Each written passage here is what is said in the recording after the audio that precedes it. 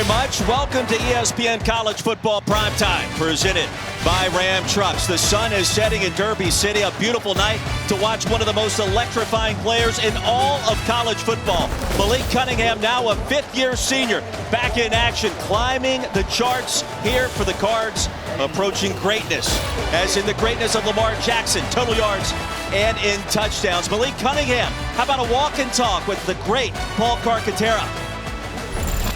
Why do you listen to In the Air Tonight by Phil Collins before you hit the field?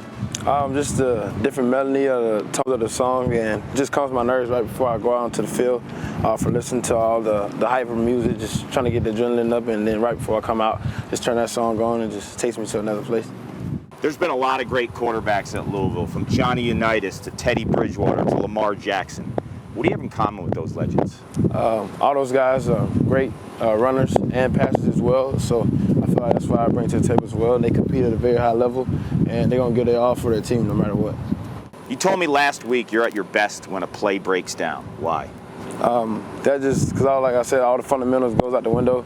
All the X's and O's is just can I beat the guy in front of me? The line's right there. I'm going to get there. I can't let nobody stop me from getting there, and that's the goal in my head. How have you learned about patience from your mom? She's a very hardworking lady. She's been through a lot. She's a second grade teacher, and just dealing with those kids every day and having the patience with those guys, and they can be hard at times. So I try to bring that to my game out here for my teammates. Just stay even keeled throughout the whole game, whether it's going good or bad. And welcome to our broadcast position alongside Andre Ware, the Heisman Trophy winning quarterback. I'm Roy Philpott. You know about signal callers. You know what Malik Cunningham can do. Yeah, we got a chance to see that brilliance on full display last week against UCF as he led his team back in that game and ultimately won it. But he's a dual threat quarterback, one of the best in the entire country. He can put it together on the ground, or he can win games through the air. He is stacking records here at Louisville. And could exit Louisville as the school's all-time leader, total yards and touchdowns. Here come the Noles. Florida State's in town. Kickoff coming up next.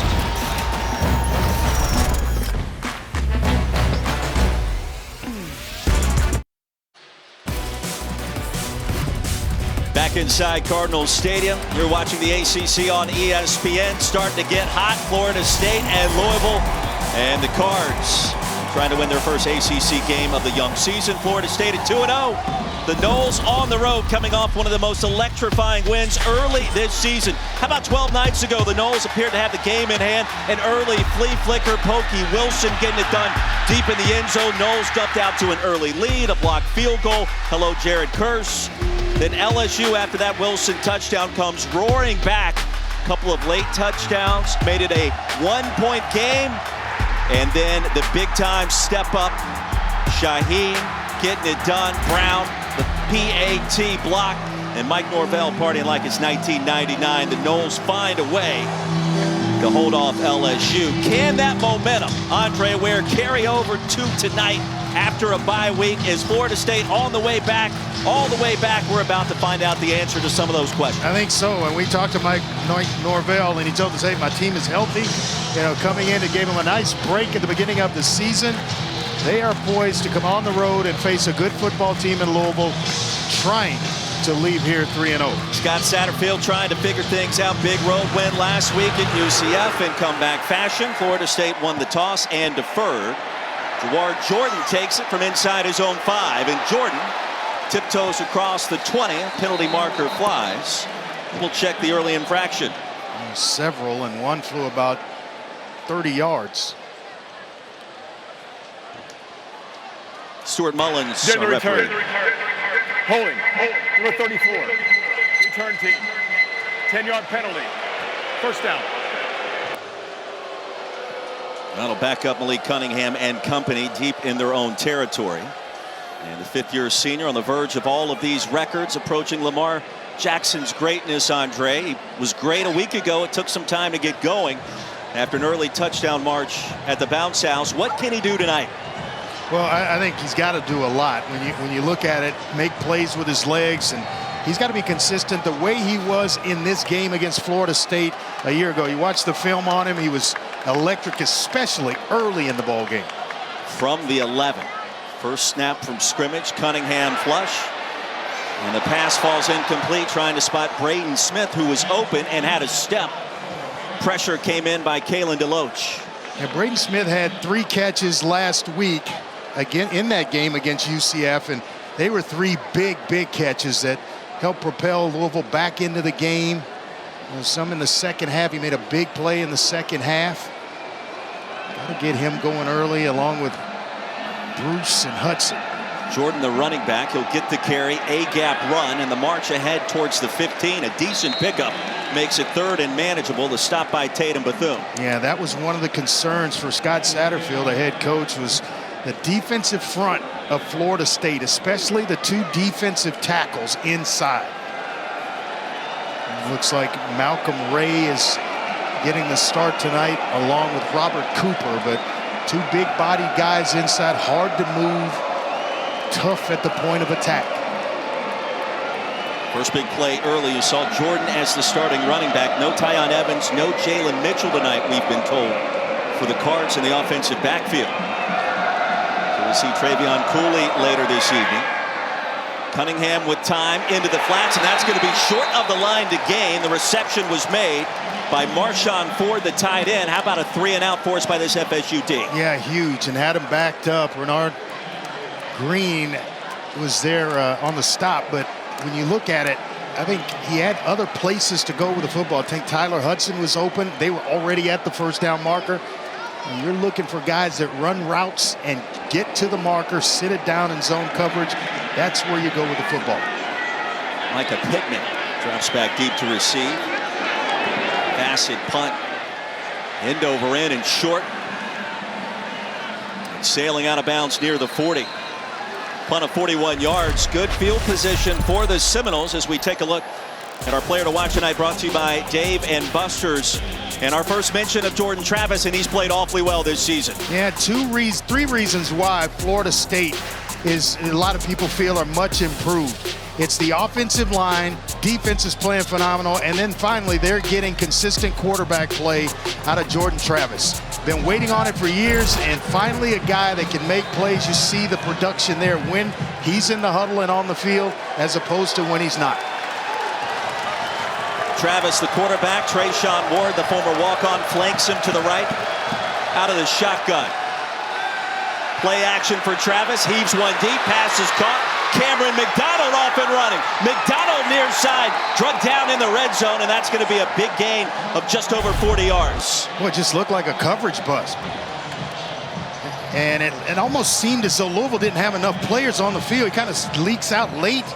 You get guys biting on the play action and the tight ends running wide open down the field. Perry, the lasso tackle at the shoestrings. 3rd catch of the season for McDonald. And a handoff for a short gain, 2, maybe 3 by Ward. When you early in a game like this, you got points in your back pocket pretty much. Florida State already in field goal range for Ryan Fitzgerald. Now you're thinking about big play to the end zone. Somebody's got to get lined up on the slots at the top. Nobody's there. Finally getting out there a little bit late. Cards have been stout defensively. No points allowed in the last 10 drives. They'll set up the screen. Ward has it. And sit down back of the 20. Loss of 2 on the play. Yasir Abdullah was there ready and waiting. A team captain, guy leads by example. He's the team's best pass rusher and kind of senses that things aren't right, that he's being allowed to rush a little bit too freely. Read the screen perfectly and then dropped him for a loss. Big down here for Louisville. Want to hold after giving up that big play to McDonald, the tight end. You want to force a field goal attempt right here. Wilson lines up in the slot. He's been one of the favorite targets of Jordan Travis early this season. Here's pressure. Travis escapes on the move. Pass is reeled in. It'll be 1st down and goal. The grab by Johnny Wilson. Jarvis Brownlee in pretty good position to make a play, just couldn't. And you got to give credit where credit's due. Jordan Travis puts this ball where only his receiver is going to catch it, and this is on a full sprint to throw it that accurately. That's outstanding.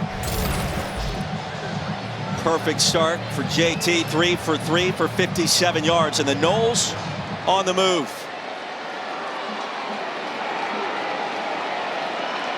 Toafili, the running back. Travis to the air, wide open for the easy touchdown. He's so concerned with the running game. Pack in the box, everybody biting on play action. And Alex Atkins, their offensive coordinator, kind of reading the pulse of Louisville. 2 big plays, and they happen off play action to the tight ends. One to McDonald, and then the second one to Daniel, the touchdown reception. A sophomore out of Memphis. First touchdown grab of the season. Well, Mike Norvell knows a thing or two about Memphis, doesn't he? Yes, he does. Former head coach of the Memphis Tigers. How about this start by the Noles on the road, coming off the open date? Huge. Big time. And the extra point up and good. Our new score. 11:01 to go. First quarter just underway. Jordan Travis Andre, silky smooth under pressure. Yeah, touch on the ball. Florida State up 7-0.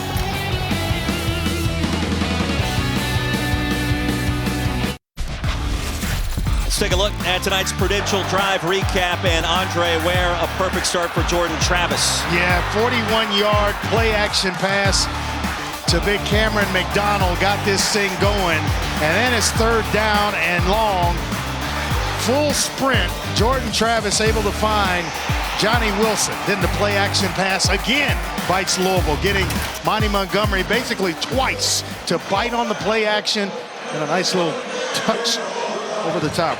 Icy Whites. Yeah, 4-4 for 59 yards. And a nice start for Jordan Travis. 3 for 3 against the blitz as well. And the Icy Whites look a little better if you're a Florida State fan after that opening drive by the Noles. If you're Malik Cunningham and you're Louisville, after what just happened, what's the message after the early 3 and out? Well, don't press, just run the offense. You go back to that third down where he had a couple of receivers open, and he chose to stay right on a guy that was moving. They'd already sit down and were past the first down marker and were open. Just got to go through your progressions, see it, and deliver the football. Don't try to go match Florida State right here. Just put together a nice drive. Cards got off to the great start each of the last 2 meetings against Florida State. Different 5 tonight. Jordan in the backfield. Cunningham delivers a strike. That'll move the chains. D. Wiggins has a first down and tripped up near the 45 after a gain of 20. Like the throw. I like the timing and the route by D. Wiggins. They've been waiting to get him unleashed, but just in rhythm. And that's where a guy like Malik Cunningham can do some things. He can hurt you through the air. He can hurt you when he pulls it down to make plays, and he's going to have several opportunities to do that. We got transfer wide receivers all over the joint tonight. Jordan straight ahead, punishing finish. Dropped by Robert Cooper near midfield. That's a gain of 5. They've got, when they are healthy, 4 guys that can really go get it for this Louisville offense in the backfield. 2 of them out tonight. Evans is out, along with Jalen Mitchell. The other 2 stepping in, Jordan and Cooley. Trevor Reed banged up, left tackle, senior out of Griffin, Georgia. Injury timeout. We'll step aside. Florida State on top early.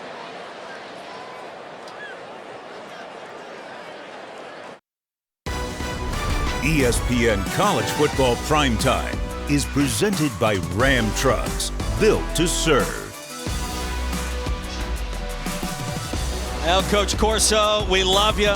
Played college football in Tallahassee. His first head coaching stop, of course, here at Louisville. Andre, I know Coach is near and dear to your heart as well. Really is one of the influence of me just sitting exactly where I am right now.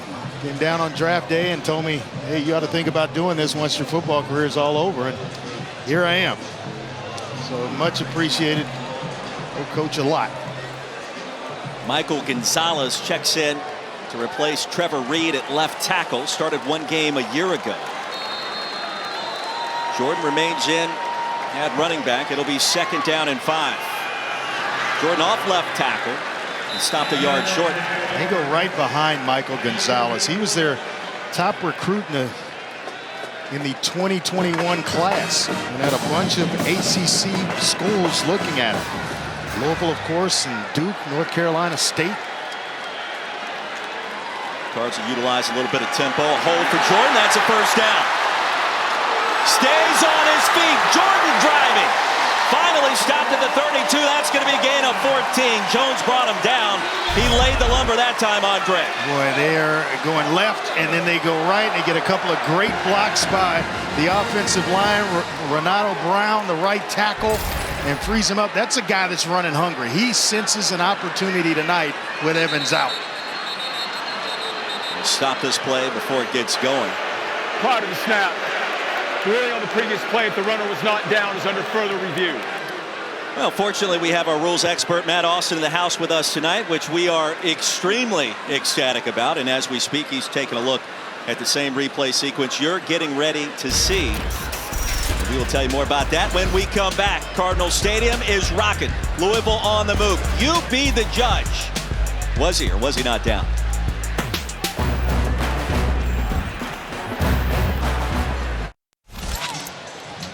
Call on the field stands. We turn to Matt Austin. Matt, what did you see? Yeah, I think they actually could have confirmed this if they wanted to spend a little more time. But the knee definitely swept across the top of the turf without touching. The elbow was not down. That was a good call. So instead of potentially down to the 32, 11 yards after contact, a little yak. Now from the 32. And Jordan picks up a nice gain. The tackle by McClendon. Louisville on the move. Yeah, and Jawar Jordan, he is making the most of this. He had a great camp, and they wanted to get him a few more carries. He's obviously got to do it tonight with Evans out and Mitchell out. And just really showing himself tonight, showing well early. After 4 straight runs, Cunningham pulls it out, has a man in zone. Contact, and that's going to be pass interference and a first down for the Bill. I think flags came from everywhere, face guarding, and just not even attempting to make a play, and running into the receiver in the process is Green. Mari Huggins-Bruce, the intended target, and that's going to be easy. It's kind of this veteran officiating crew. Kind of surprising, Roy, because defense number 8, 15-yard penalty and an automatic first down. Defensive coordinator Adam Fuller told us he's playing the best at corner right now. Early in the season, he would kind of say he was his best cover man, and this is not even making an attempt to cover, just shadowing the receiver, covering him up, but running into him as well. Fast-moving first quarter, 15-yard penalty. First down from the 12. Jordan deep handoff, makes one man miss. Will push the pile inside the 10. Tatum Bethune went backwards and a nice gain on first down. And Jordan's not that big. He goes about 180 pounds. Kind of reminds you, if you're old school, like Tony Dorsett. He wasn't big at his height. He was 185 pounds, but not afraid to run, obviously, through the tackles. Ran all the way to the Hall of Fame, didn't he? And Bethune, the injured Seminole. And it was Jordan that delivered that blow on Bethune. The transfer from UCF.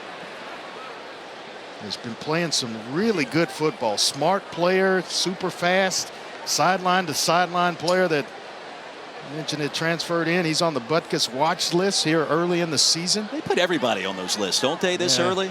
Everybody makes a list of some sort if you're a starter. Paul Carcaterra, I think, is on that list. He's on a list. I could be mistaken. Watch Bethune absorbing that collision from Jordan. He just gets pushed back. And may have been friendly fire with Jamie Robinson coming in late and hitting Tatum Bethune. Grabbing that right arm for the moment. The junior out of Miami. Got to know him fairly well down in Orlando the last couple of years. Well, his high school wins a lot of football games down in Florida, don't they? Miami Central. Yes, sir. After all that, 2nd down and 6. Hopefully Bethune's okay. And they got a slot receiver. I think it's Brandon Smith that's working on a linebacker. Keep your eyes there. Cunningham straight ahead. Cunningham end zone for the touchdown. Woo. I'm going to give it to you and take it away, Jamie Robinson. Unbelievable. That's the quickness and the dual threat ability of Malik Cunningham. This is a designed quarterback run that was called in the huddle. He gets about 6 to 8 of those a game, according to his head coach, Scott Satterfield, and he can straight up make defenders look foolish. Turner on for the point after. And just like that, we are tied at 7. 40th career touchdown run by Malik Cunningham. I thought you were going to sing. When I move, you move. Just like that. Don't forget about our enormous SEC slate headed your way tomorrow. ESPN, the place to be. #1 ranked Georgia down at Williams-Brice Stadium in Carolina. Mississippi State on the Bayou at LSU. And the nightcap, Texas A&M, still ranked with Miami in town. And let's see what Max Johnson looks like under center. Stetson Bennett, we know what he looks like.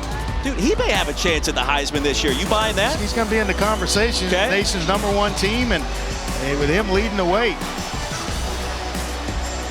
Well, just getting cranked up tonight, and if this early kind of back and forth nature of this game is any indication, sit back, grab some popcorn, and let's play some college football on a Friday evening. Yeah, I think we got a good one headed our way right now. McCall back deep to receive.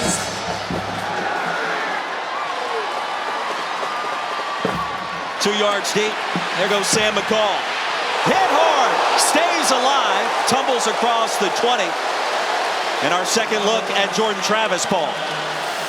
We've got quite the quarterback matchup tonight here in Louisville. And I'll tell you what, Jordan Travis means business this season. And quarterback coach Tony Kokars recently said this past offseason, with the steps he's taken with his mind, his body, as a leader, taking ownership not only of the offense but the team as a whole, you'll continue to see some huge steps for 13 and White. And I'll tell you what, Andre, watching some tape, he's throwing the ball different this year too. Yeah, and I mean, he brings stability, Cart, to the position that Florida State hadn't had in a while.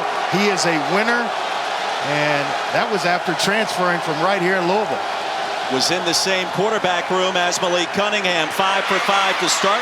Swing passes there, and a nice gain on first down. Goes to Micah Pittman. Micah Pittman, younger brother of Michael, who is a big-time receiver with the Indianapolis Colts. His dad played pro football. Dre, you see Jordan Travis's completion percentages by the year, and they have been on the steady up and up. He is a baller. When you turn the film on, you can't help but be impressed with what he does. Trey Benson, the new FSU running back. I think so. Yeah, Ben Perry. We're talking about it a long time, though. Maybe influenced. Certainly someone in red was across the line of scrimmage when the ball was snapped. Yeah, it was Perry. Full start, number 3, offense. And there's a reason why. Second down. It was Benson. Trey, what are you doing back there, buddy? May be why. They go 3 deep at that position. Benson, Tuafili, and Ward. We'll see all 3. The first game of the season, all 3 backs for Florida State went over 100 yards. They'll empty the backfield after the infraction. 2nd and 8. Travis across the middle, make it 1st and 10. Johnny Wilson, his second catch, and another big gainer for the Arizona State transfer. And Keetro Clark in coverage, but it's the throw by Travis that beats coverage. The timing of the throw. When you let it go and your receiver's just coming out of his route, the defensive back has no chance whatsoever. Gain of 23 on 2nd and long, and Travis threading the needle early. Wilson again into Louisville territory. And a 5-yard pickup on first down. And it's obvious they want to get Johnny Wilson, all 6'7", 230 pounds, 235 pounds of him, involved. He is a complete receiver that can do it all. They will line him up in multiple positions. But coming in, he's a big focal point here early in this game plan. 7 for 7 to start for Jordan Travis. Matches his best start going back to last season against Florida. Darion Williamson loses 3 on the jet sweep action. Yaya Diaby snipped that one out. Yeah, Diaby has made some great plays here early, and they're really wanting him to turn it on this season. Kind of giving him some freedom along the defensive line. One of those big defensive ends. Ian Galati on the other side, but he's got tremendous speed for his size at 6'4", 270. It's loud on third down. Travis surveys all night to throw. Comeback is there, and that's a first down. Pokey Wilson makes his first grab, and another big gainer through the air. They give him 26. Boy, excellent adjustment by Pokey Wilson. He was into his route down the field, well covered, sensed his quarterback not having anywhere to go, and he just stops. Ball's in the air, he stops, presents his numbers to Travis. 9 for 9. Pass grab near the 21 by Cameron McDonald, his second catch. And to sense the defensive backs, especially the corners for Louisville. Chandler Jones as well as Clark, they just kind of hesitant, just a little hesitant, but turns out Pokey Wilson may have been out of bounds. He was. Then came back in, can't be the first guy to touch it. Didn't get the call though, so it's not speeding unless you get pulled over, Roy. Oh boy. That's an interesting development there. Tunnel screen, Malik McClain into the red zone. It'll be third down and short after a 4-yard pickup. Don't tell me I'm going too fast if I don't get pulled over. I'm not paying attention to that last comment. Everything else I'm good with. Only worry about it when I get pulled over. How impressive is Travis? 10 for 10. Sound like a broken record, but career best start now. Yeah, there's no, I don't want to say emotion because obviously it's boiling in him, but he just looks calm and composed, and love the even keel approach by Jordan Travis. Just inside the 20, third down and 3. Travis takes off. He can do a little bit of this. Sandwich between two defenders, and he will be stopped well short. On the road, hostile environment. I think you take the field goal here if you're Mike Norvell. It looks as though that's exactly what he's going to do. Really not there. Design quarterback draw, and Louisville is sitting there awaiting Jordan Travis. Monty Montgomery sneaking in there. Nasir Abdullah making sure that play had no chance for Mike Norvell's team. This will be a 37-yard field goal attempt. His range is about 55, so well within his range. For Ryan Fitzgerald, 3 for 4 on the season. And range is not a problem, but accuracy is. Wide right.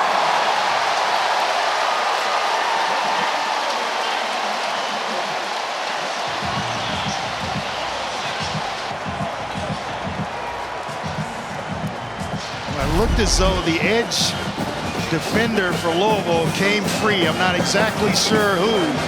But someone turns the corner and may have rushed him just a little bit and forced him to get it up faster. It leaks right, and Louisville has some pretty good field position to start their next drive. As a quarterback, as an offensive player, when the D stands up and finds a way to make a play, what kind of charge does that give you coming back on the field? It sends a charge throughout the entire team, whether it's the quarterback or anybody. It could be the center, the offense, anybody along the offensive line. Now it tells you, hey, let's go get it. If you're the quarterback, that's the message. The defense did their job. Let's go reward them. Travion Cooley checks in as a running back. They're going to take a shot. Pass will be caught. Tyler Hudson tiptoeing out of bounds, give him 24. And intentionally thrown behind the receiver Hudson. Saw that there was great coverage on the outside. He throws this, forcing Hudson to come back to it. Tiptoes down inbounds. That's an excellent start to this drive for Malik Cunningham. 12th catch of the season for Hudson now. First quarter of game 3. The transfer from Central Arkansas. Empty backfield for Malik Cunningham. All night to throw. Crosser nearly picked off. Boy, pressure was coming, and Jerry and Jones able to get a fingertip or two on it. Well, this is the kind of start that Malik Cunningham had in last year's game against Florida State. We saw Trevor Reed exit the field in the last possession. It's his right ankle. He was in the tent for a while with the trainers. He's testing it. Still a little ginger on that right side, but he's Malik Cunningham's left tackle. That's his blind side, and they're down 2 starting running backs. Be critical to get him back in the game. Cooley Set to receive his first carry of this season. Little post corner. It is there into Florida State territory for D. Wiggins. That's 20 more yards. And a smash route combination with Jordan and Wiggins, where you have a guy sitting down outside at about 6 and you run a corner behind it. The throw is what wins. The absolute throw by Malik Cunningham over a couple of guys, a couple of defenders for Florida State is what wins. It's just the throw. Throwing a guy open, that's the definition of it right there. Wiggins banged up along the far side after making the reception. Think about what Scott Satterfield told us this week.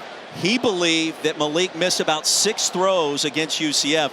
Big plays that were there for the taking. And I think that was a challenge, Andre, this week in practice. He also told us about wanting to get D. Wiggins more involved. The transfer from Miami, big-bodied guy with great hands, runs great routes. He was a big recruit out of high school. They've just kind of been waiting on him to come along. And you catch one of those, and all of a sudden it kind of lights a fire under the receiver and the quarterback. Don't forget ESPN Plus college football games headed your way tomorrow. Game days in town in Boone, North Carolina. Welcome to the Rock. Troy and App State, 3:30 ESPN Plus. Bobby Petrino returns to Fayetteville. Missouri State and Arkansas. The Hawks now ranked in the top 10. Arkansas, Pine Bluff, Oklahoma State. Cowboys ranked in the top 10 as well. Go to get ESPN Plus, rather ESPNplus.com, or download the app today. Game day there at App tomorrow. And have you done a game in Boone? I have. It's been years, but it's beautiful. That was my point I was about to get to. Absolutely beautiful part of the country. They call it the Rock. I can only imagine what downtown looks like this evening, what it could look like tomorrow. Coach Corso and company going to be there. Cunningham will get to the edge. A high step. Cunningham has another first down. That is what Malik Cunningham does best, on the ground, getting it done. 13 yards to move the chains. When you see Isaac Martin, the H-back, kind of fullback, tight end type, first to congratulate Cunningham, because he knew that's just an athletic play that not a lot of quarterbacks across the country can make. First touch of the season for Cooley, and it's a good one into the red zone. Gain of 4.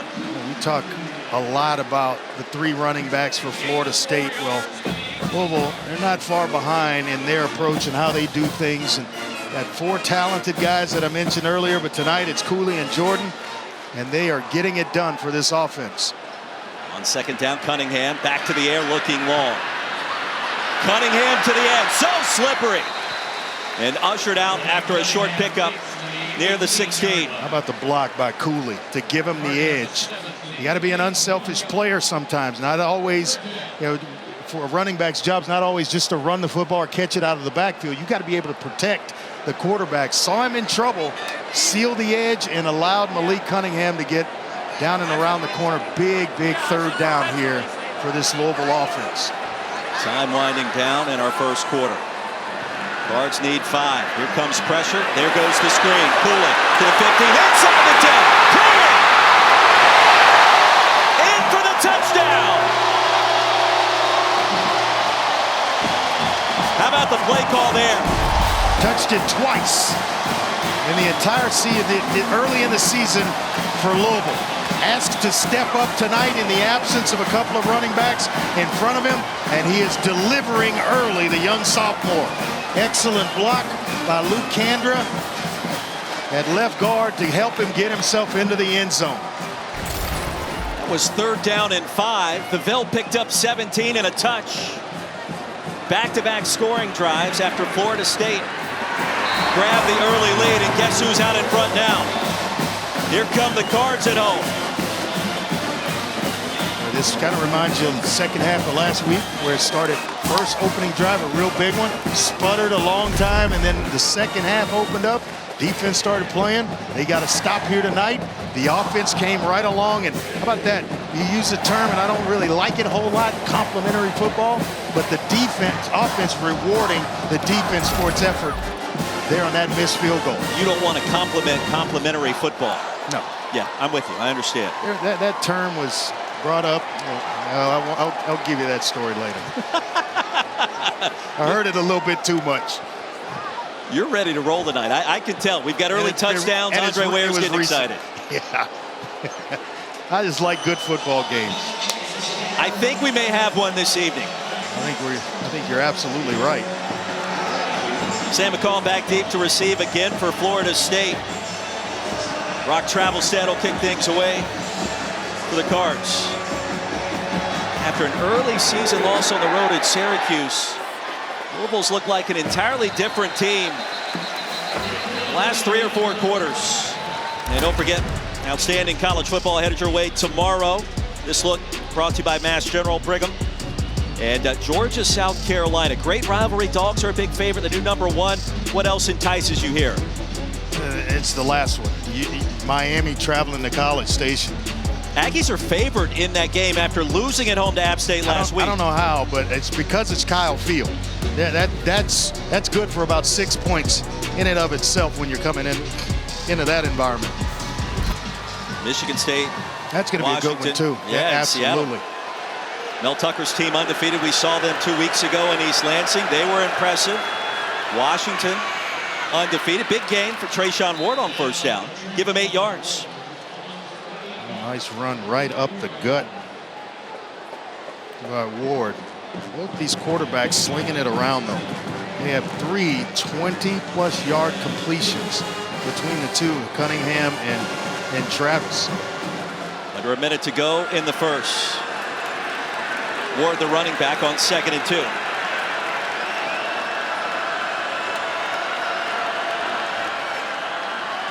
Probing. There goes Ward. Ward into Louisville territory. Tripped up inside the 25. Kendrick Duncan finally grabbed him. Well, he took one heck of an angle, because if he doesn't, Ward is gone to the house. Nice job up front. We talked about it from the top. The improved offensive line play of Florida State. That has really, really helped this football team. After a gain of 46, empty backfield for Jordan Travis. Knowles back on the move. Travis wants it all. Back corner of the end zone. Did he catch it? Touchdown! Yes, he did. Malik McClain. Right over top of Keitrell Clark, and the Knowles come roaring back. Wow. Buckle up.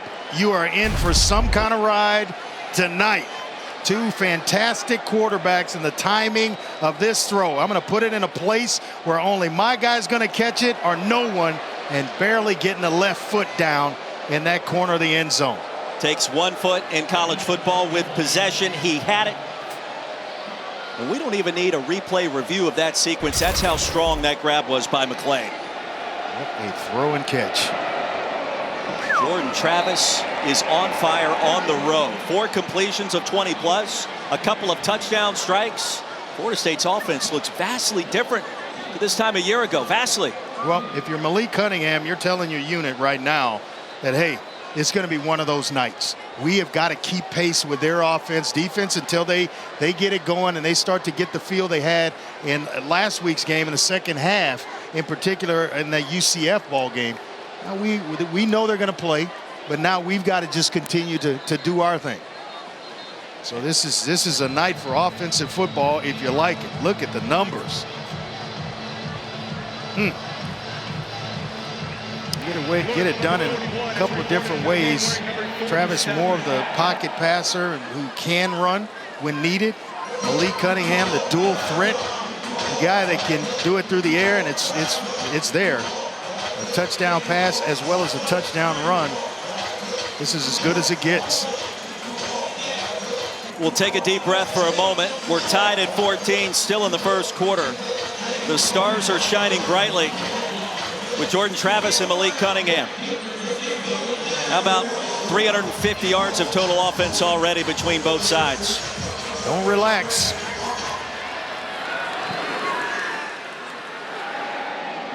And Jordan watches that kickoff sail 10 yards over his head. Bring it out to the 25.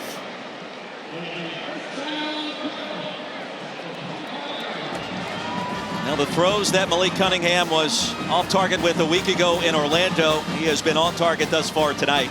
And they've called, Scott Satterfield's called a great game here early. He has a kind of a feel for what Florida State likes to do. He's caught him in zone, had the right play called in. When he wants to run the football, he's had it called in. And then when they get aggressive and want to come after Malik Cunningham, a nice screen pass to Cooley got him into the end zone. So he's had the number of this Florida State defense. And then on the flip side, Travis has had the pulse of what Louisville wants to do defensively. Cooley, who just scored the touchdown, back in at running back. With a right tackle. The tackle stop made by Malcolm Ray after a short gain of 3. How much of a luxury is it for a coach like Scott Satterfield when you have your 2 top horses go down in the backfield and you don't miss a beat? D. Wiggins exiting the playing surface on a cart. Fireworks aplenty early in Louisville. We are tied at 14, 15 minutes in.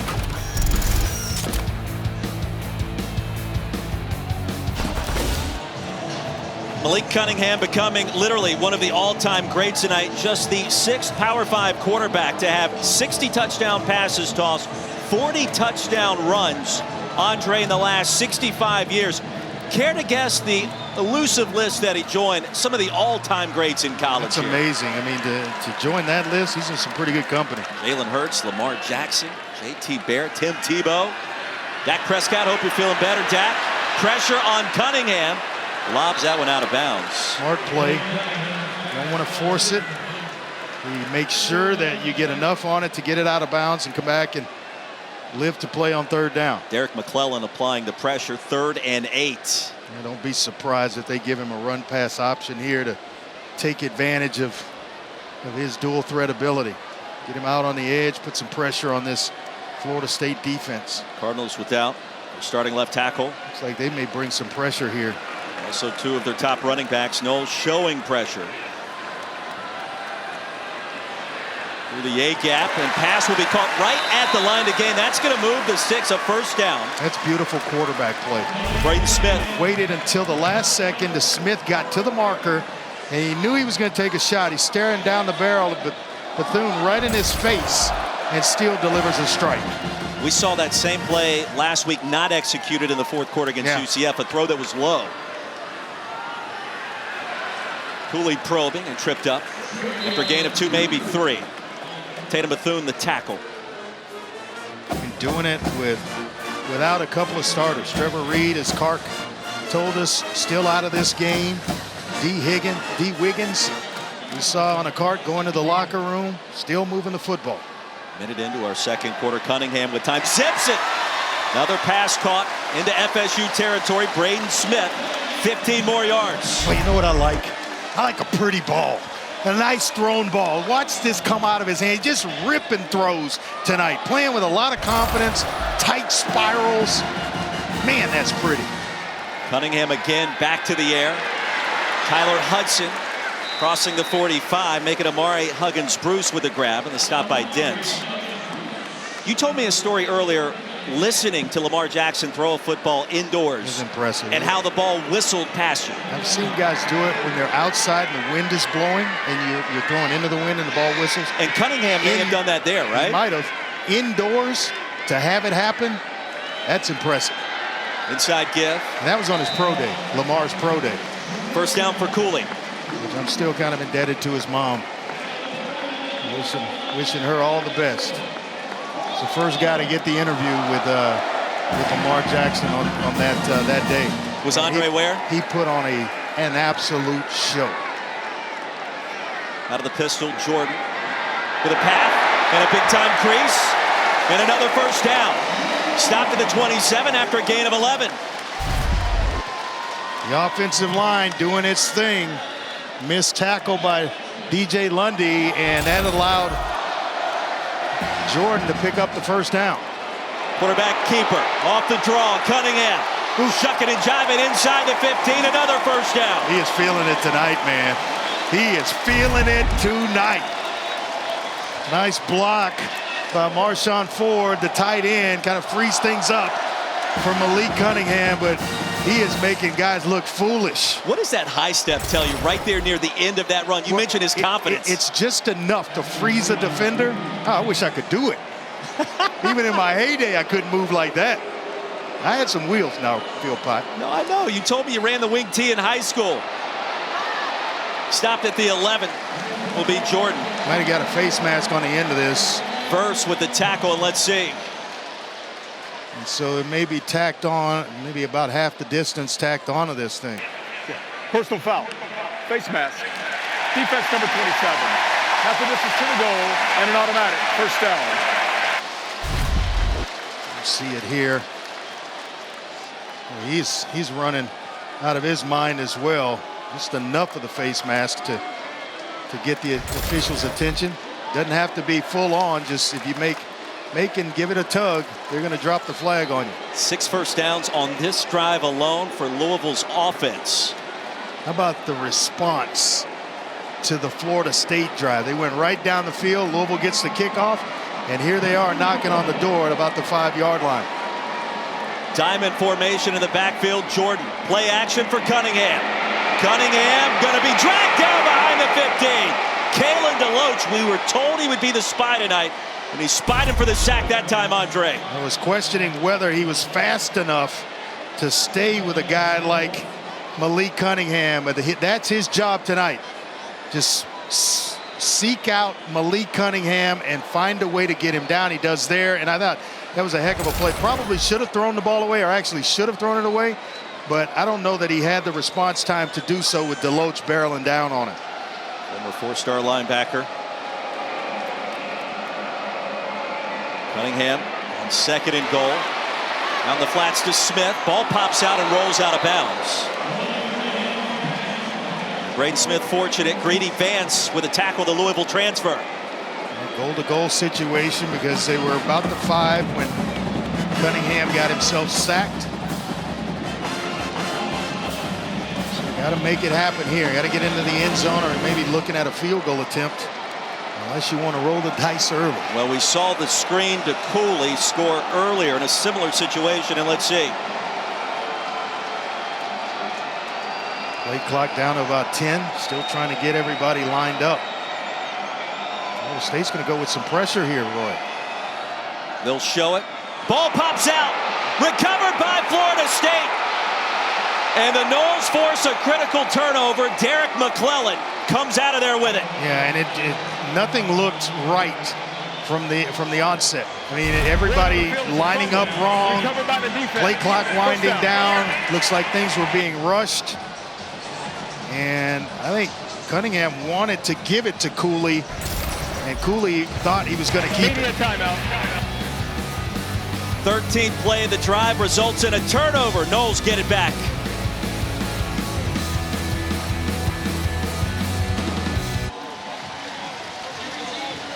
College football primetime presented by Ram Trucks. 10:30 remaining in our first half. Here in Louisville, Kentucky, the Commonwealth. Andre Ware, Paul Carcaterra, Roy Philpott. Entertaining start for both sides, and an incredible beginning for Jordan Travis, who has now matched the best start for a Seminole quarterback since Jameis Winston in 2013. Both offenses, less than 20 minutes in, each team already has 200+ yards. And so you like offensive football, hang on. Benson, the running back, now flanking Travis to his right. Ball straight ahead and a pickup of 6 yards. Seminoles are deep in the backfield. Trey Benson, who just got the Rocks from Mississippi, blew his knee out when he was at Oregon.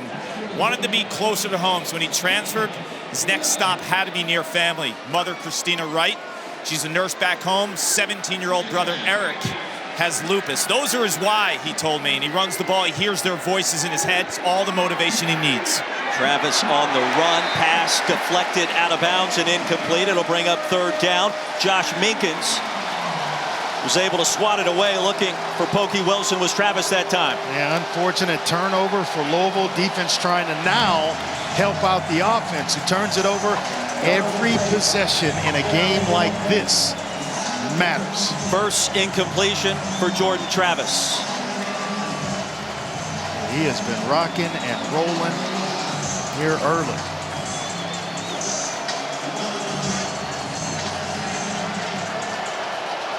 Delivered on his first 3rd down in the opening drive of this ball game for Florida State. He's going to have to do it now from about 9 yards as opposed to 4.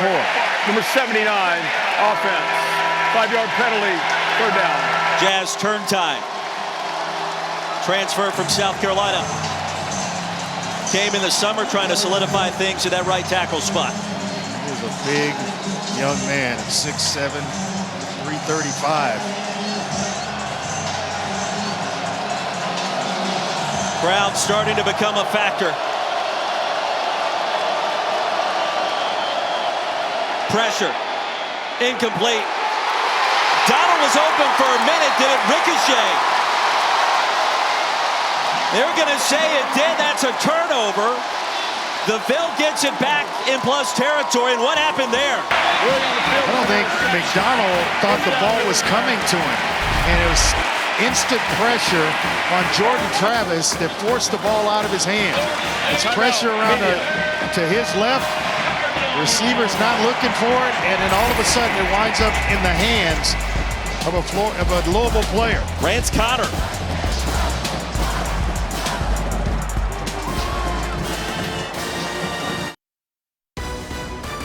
ESPN College Football Primetime, presented by Ram Trucks, is brought to you by Farmers Insurance. Get a quote at farmers.com. A brief history of the alternate uniforms. Black helmets, gold helmets tonight. The icy whites, and they have been impressive for Florida State on the road. That last ruling, an interception off the deflection. So Travis was picked off. It's both teams trade turnovers, Andre, in these last 2 possessions. You're coaching against me right now. You're taking a shot. Absolutely right. I'm taking a shot. Sudden change. We're beyond midfield. I'm going to reward it. Go get it right now. I'm going to stare down a safety, and I'm going outside in this cover 2 look. Malik Cunningham back on the field, starting this possession plus territory. The deep give. And no gain on the play. You know, we've been talking about moms tonight. Malik Cunningham's mom, Stacy Skanes, never misses any of his games. She's his rock, has taught him so much, including patience, being poised, how to attack life with a purpose, Malik told me. It makes sense. She's a 2nd grade teacher in Montgomery, Alabama for the last 18 years.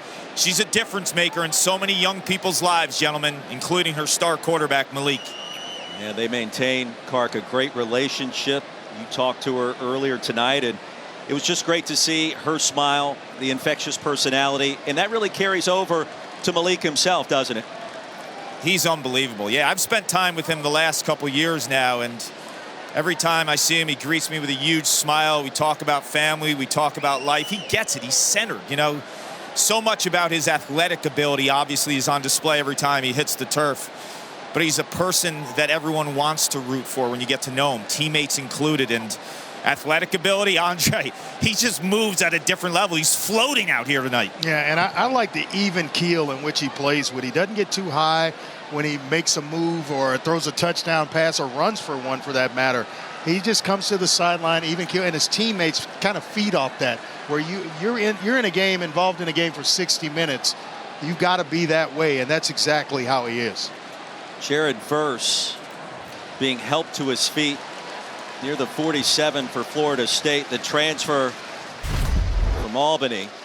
We'll take you back to that last play and see what happened to 5 in white. No friendly fire. One of his teammates, his own teammates, kind of going into the lower leg of Verse. Mr. Loach. You saw the left leg kind of awkwardly move. Yeah, you guys told me, you and Clark told me how good he was and how big of a transfer he was. And I got to know a little bit more about him this week. Film study and just kind of getting well, don't want to go there, but you know, he's a heck of an athlete that's put on some weight and really helped this Florida State defense. Cunningham back on the field, 2nd and 11 after the loss of 1 by Jordan. Fake it his direction, set up the screen, and Florida State, Clark sniffed that one out beautifully. Huggins Bruce, the reception, that'll bring up 3rd down. Patrick Payton reading things out, making a heck of a play way out on the outside of the defense. Going to force a 3rd and long, and that's usually when you see some pressure. Number 9 to go in our first half. Tied at 14. ACC opener for Florida State. Cunningham wants it all. Huggins Bruce. Losing it out of bounds and incomplete. I put that one on Huggins Bruce. You've got to give your quarterback about 4 yards on the sideline. It's a great throw, but to fade you away. So he is basically going or throwing this where Huggins Bruce is thinking he's got more room, and had he given him the 4 yards, I mean, he's going to drop it right in the bucket. Did you like the coverage there by Renardo Green? Absolutely. Kind of forces him outside of that 4 yards that you look for to drop that pass in. The Florida State defense stands up after the interception toss on the deflection by Jordan Travis. Mark Bassett will punt things away to Micah Pittman. Prior to the snap, delay of game, offense, 5-yard penalty, 4th down. This is another one I would decline, because I think sometimes this is intentional to give the punter, Bassett, some extra room to land it down inside the 5-yard line. Bassett, a one-time commitment to Michigan State, originally out of Melbourne, Australia. Graduated high school way back in 2014. Done a great job for the Cards. Pittman gets away from this punt. It caroms out of bounds inside the 10. That's why you decline it right there. Punt of 43. FSU gets it back after this.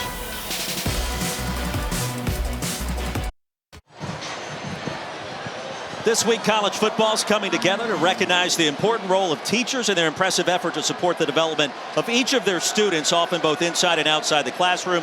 On behalf of the College Football Playoff Foundation and ESPN, we've donated $1,000 Donor's Choice gift card to Stacy Scanes, Garrett Elementary, to use towards resources and supplies. Paul Carcaterra surprised Stacy with the news earlier today. Stacy, you're a second-grade teacher in Montgomery, Alabama. And the College Football Playoff Foundation and Extra Yards for Teachers is going to give Garrett Elementary School $1,000 for school supplies. What's your reaction to that? I love it. I absolutely love it. I love the give back for children. I am so excited. I already know what I'm going to do with it, because I have a plan that I want to put into place, and I'm so excited. What is that plan? So I have math intervention, and so I want to get all kind of math intervention supplies for my students to have, so they can have it at this for hand-on teaching. So I'm so excited about that. Amazing. Wow, thank you so much. Thanks. That's awesome. Awesome. Stacy, of course, mother of Malik Cunningham. 2nd down and 10. Toafili, the running back. Play action for Jordan Travis. He's going to be flush, and the jump pass sails out of bounds.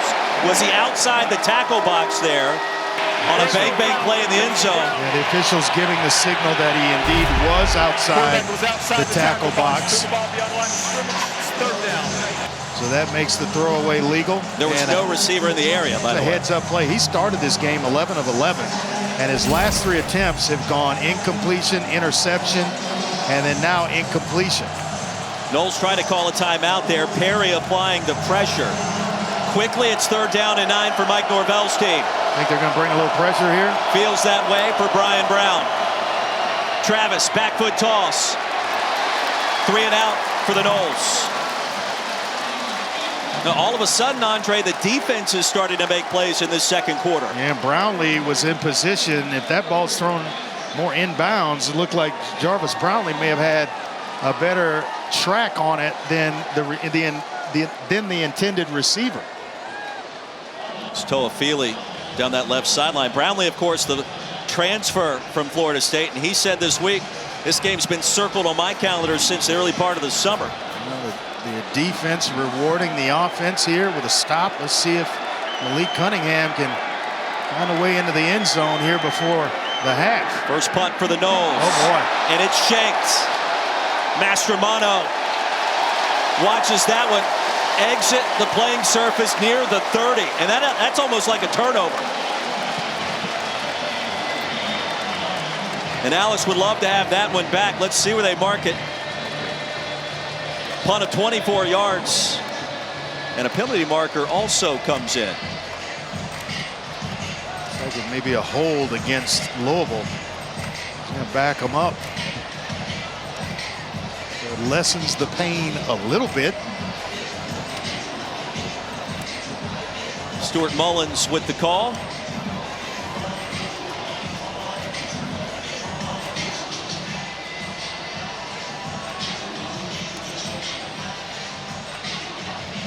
During the kick, holding, return team, number 14, 10-yard penalty from the end of the kick, first down. Timeout on the field. We will step aside. The Bill gets it back. Up next.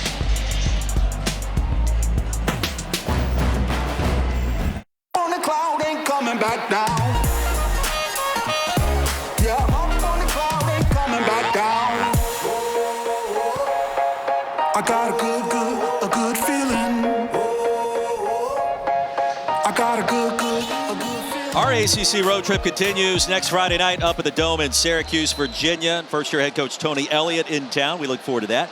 Tonight here in Derby City in a tie game, Florida State and Louisville. Second straight possession. The Cards start off Florida State territory. Cunningham fires a strike and wrestled out near the 34-yard line. Bernardo Green working against Marshawn Ford, the tight end. Yeah, I was wondering when Ford would get himself inserted into this game. I think he's one of the more underrated tight ends, certainly in the country. After a gain of 8, he's a former walk-on, and you told us last week you feel like he's got a chance at the next level. I really do. He's just a junior, so he might be back here next year. Cooley, first down, Cards inside the 25. Gain of 11. Yeah, excellent block right up the middle by Brian Hudson, the center. Kind of clears things out, works to the next level, and then it's all up to Cooley at that point. Cooley's just a sophomore. He's shown a nice explosive burst tonight. Ooh. Cunningham has as well inside the 20. Yeah, not great news for Florida State. Jared Verse, the prized transfer from Albany. He's got a brace on his left knee. He's hobbling around.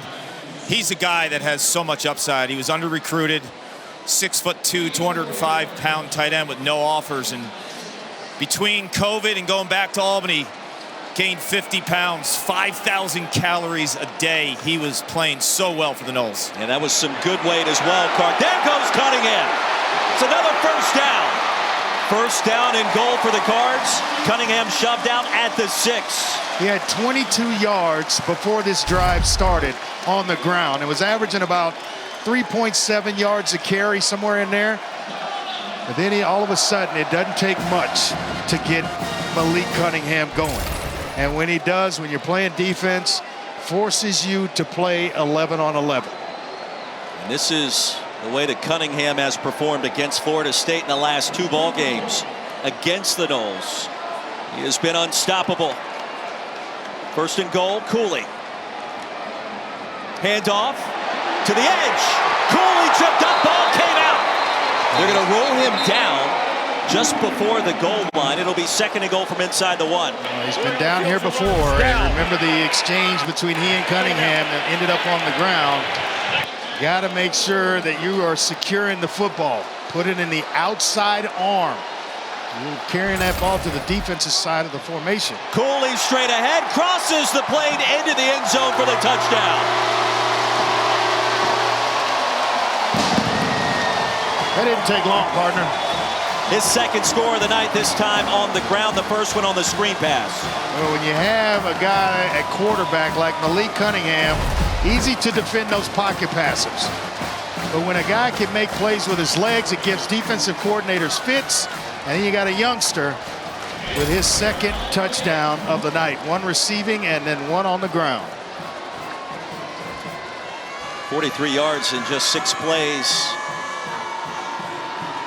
A little over 2 minutes off the clock. James Turner's been perfect on his PATs this season, and that will continue.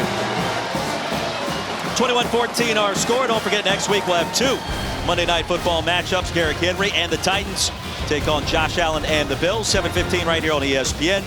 ESPN2 and ESPN Deportes. Over on ABC, Vikings and Eagles. Justin Jefferson, Jalen Hurts. Let's get it on 8:30 Eastern, 5:30 Pacific, ABC, ESPN Plus, ESPN Deportes. How good is one Joshua Allen for the Buffalo Bills out of Wyoming? And Craig Bull says hello, by the way. Very, very good. 83%, almost, might as well round that up to 84. And then the 4 touchdowns he accounted for. He has the full support of all of Buffalo. And how about Jalen Hurts? Oh, we love Jalen, Heck of a start himself. He's gotten better in the passing game. There's no doubt. There is no doubt. I was going to say that Josh Allen's stiff arm is one of the early stories of the season for me. It's amazing how good you get as a quarterback when you put some skill position players around you. Tighten up the offensive line a little bit. Yeah. I could see that matchup, maybe at the end of the season when we're talking Super Bowl. Oh, wow. Eagles-Bills. Okay. Could easily see it. I don't think many people are talking about the Eagles in that capacity, but Andre Ware is, and I like it. Great crowd, good atmosphere. Florida State gets it back, plenty of time to work with, and a hot quarterback as well, and Jordan Travis. Started this game 11 of 11. His last 4 passes, 0 for 4. And an interception. Yeah, but the pick was on a deflection, right? I mean, that's a little different. Yeah. But, tell that to the stat sheet. Did that kind of play make you mad? Yeah, absolutely. Yeah. I'm just checking. Or you hit a guy right in the chest and it pings off his chest into the air and somebody intercepts it. That should be like an error in baseball. Apply that in football. Doesn't count against you. Unfortunately, they don't go away. They stick. An unearned interception, if you will. Somebody somewhere, SID's department, they're keeping track of that. I know you probably kept track of it back in the day. NFL with the Cougs. Maybe. Big drive for the Noles on the road. I'd never admit to that. Ward, the running back. Travis wants to throw it. Nice. Gain of 8, maybe 9, and now give him almost 10, which should be enough for a first down. He can drive it himself. To a Philly. Tight window, bunch of red jerseys around, and then he's just going to sit back and fire this one in. That is a tight window, my man. We talked with Florida State's coaching staff this week about the Jordan Travis factor, his leadership. Tunnel screen going to be lassoed down by Ben Perry, working against Toafili again. He's going to lose a couple, but we asked Alex Atkins, the offensive coordinator, is there a moment where Travis really stood out with his leadership? And he's like, yeah, it's last year when we bring in Mackenzie Milton, and he never flinched, and he knows the playbook, and he knows where everybody's supposed to be, and he's directing traffic, the indoor practice facility, and doing all the things. And 2 consecutive years at the end of the season, he's the quarterback. So this has been building for a couple of years now for Jordan Travis.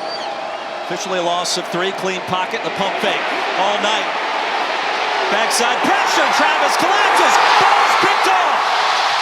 Just as we were singing his praises, Yasir Abdullah comes out of there with it. And he's down. Travis is down, and he's grabbing around his lower leg area. Down in the turf. Oh my goodness. Official timeout for an injured player.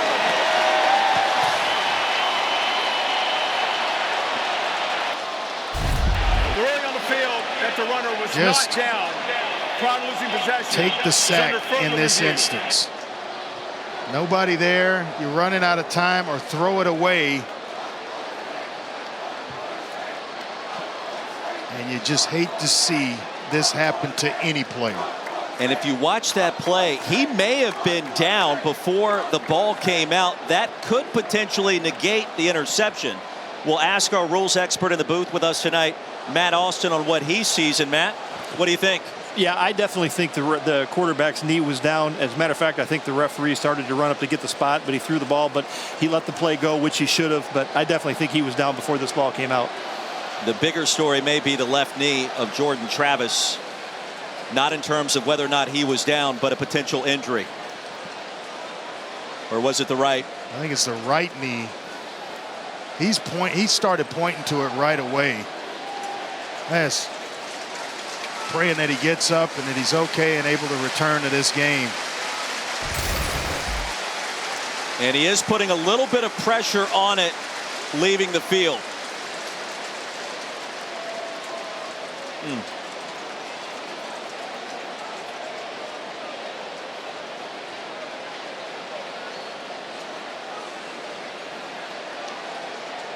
Oh, you hate to see this happen to any player.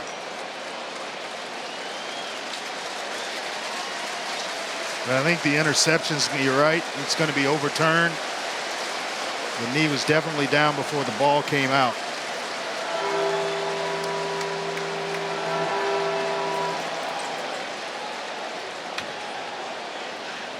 Yaya Diaby came in with the sack.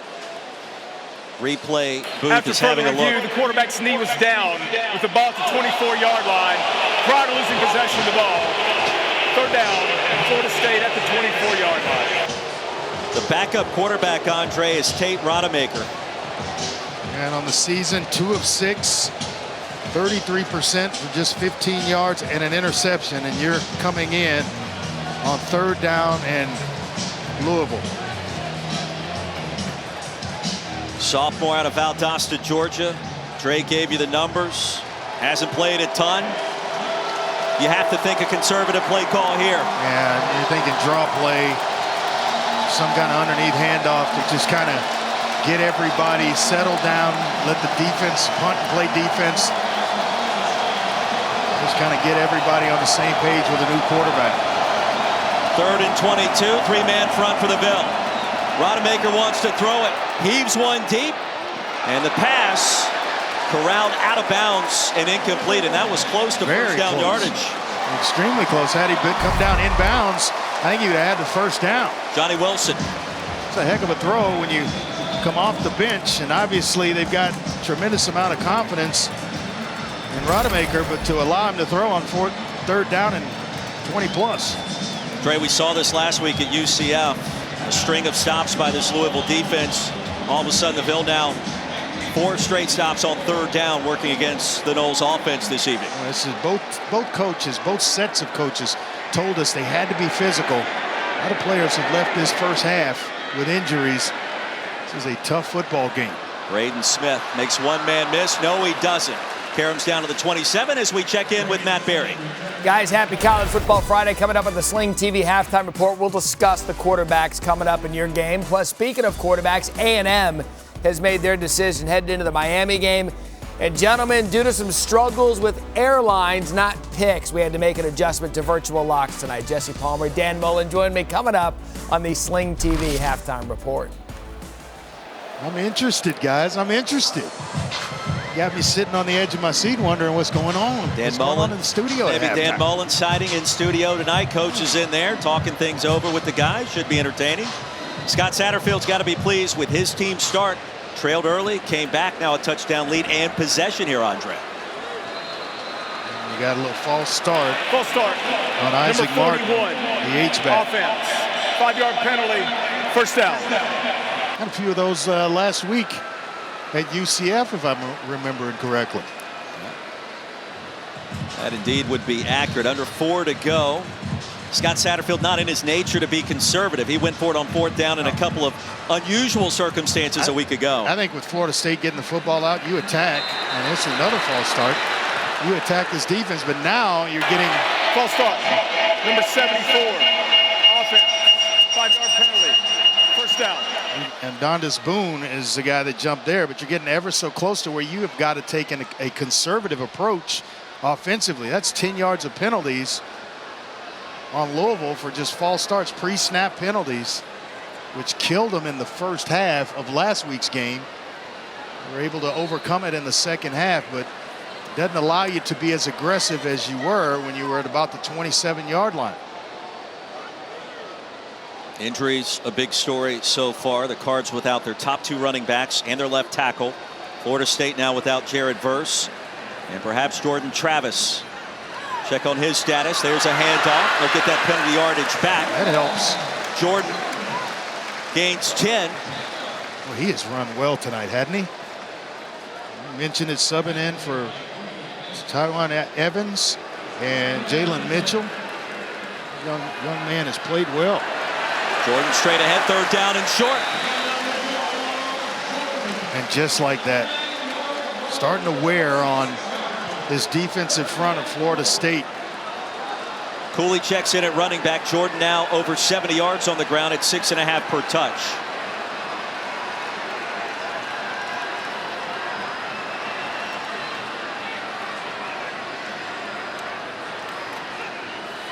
Cunningham will keep it to the edge.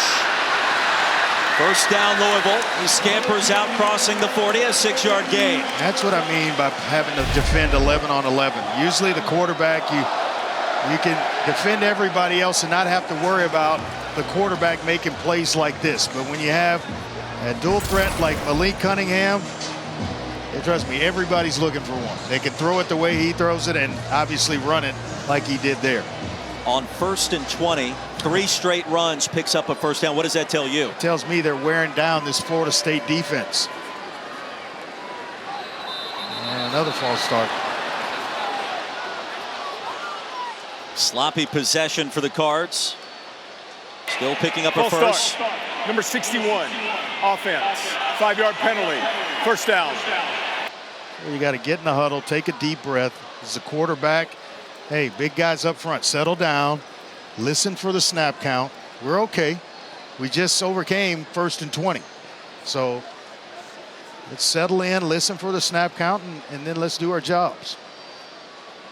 Dre, we should point out as well, Florida State without the services of Fabian Lovett this evening, starting defensive tackle. So that could be an issue with the FSU run defense at 6'4", 320. And the transfer from Mississippi State, Cunningham, back foot throw. Upended short of midfield is Hudson. Well, they are just moving it at will right now. Cunningham being magical on the ground and slinging this thing around. 2nd and 5. Cards with 3 timeouts remaining, under 2 to go in the first half. Already with a touchdown advantage here at home, their home opener in 2022. Jordan runs into a pile of humanity and is driven backwards. Might need to take a timeout here. They're saying the ball pop out late. Let's see, now a brief conversation with this veteran officiating crew. Boone came Right out on of the field is a fumble, recovered by the defense. First down. And indeed, the Noles have it. It was in a pile of defenders. Bethune. Let's check and see if Jordan was down.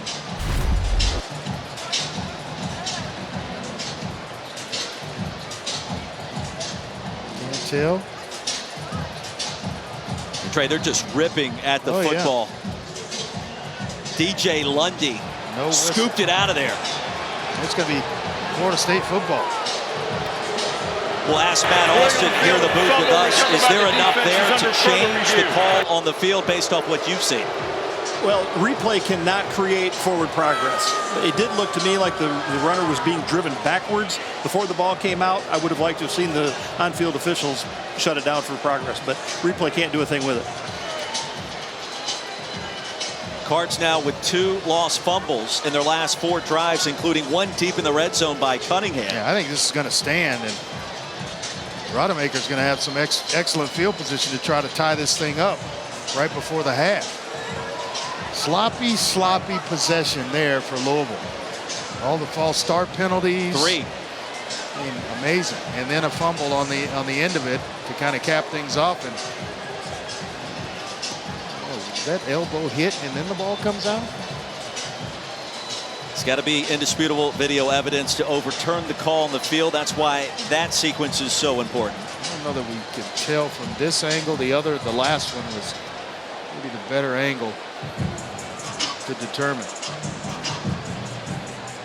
By the way, isn't it great having Matt Austin here with us? Can you just travel with us? I mean, it's just weekly? a warm and fuzzy feeling here in the booth tonight. Absolutely. Don't know if a knee is down. I think you're guessing if you're looking there. Not sure about the elbow be hitting the turf. It's not down yet. Then it's down, and then we see the ball come out. Matt, let's ask him Matt again. What do you think? Well, yeah, I misspoke a little bit. Since they did not rule forward progress, then if the knee was down before the ball came out, even though he was going backwards, then he would be down. So it's in a pile, though. It's very close. I haven't seen a view to change it. The ruling on the field was a fumble. I just don't see anything to overturn. It is taking an extended period of time. Yeah, that last one looked like the elbow, Matt, may have actually contacted the ground and maybe even the right side of his rear end. Well, Over 2 minutes already with this review. Showcase evening tonight for the ACC, and two teams trying to figure things out with coaches that would love to secure an early season conference win, which are very difficult to come by at home, on the road. A league that's got 5 top 25 programs in the early part of this 2022 season. Florida State's been resilient, though. Louisville, on a couple of occasions, could have really taken it to them, and turnovers have really helped this Florida State team out. Indeed, if this one stands. Replay official Steve McBride.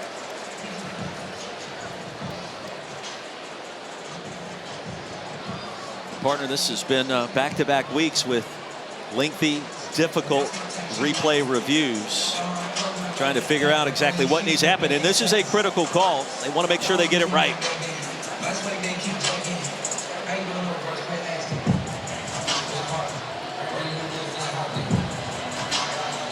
Really looking at this one long. And I don't mind when you're trying to just get it right. We may get 2 Jack Harlow songs in here before this replay is finished. Now well over 3 minutes. Jack Harlow, of course, a Louisville native. I'm enjoying this DJ here in the stadium.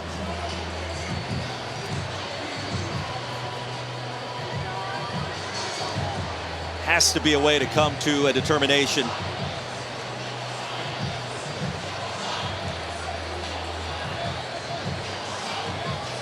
I do think you can do this a little bit faster. You lose a little bit of momentum.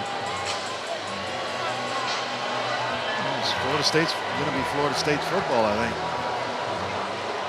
Noles offense is on the field. Stuart Mullen still trying to figure out exactly what this ruling needs to be. Trying to get the clock right, all of it now.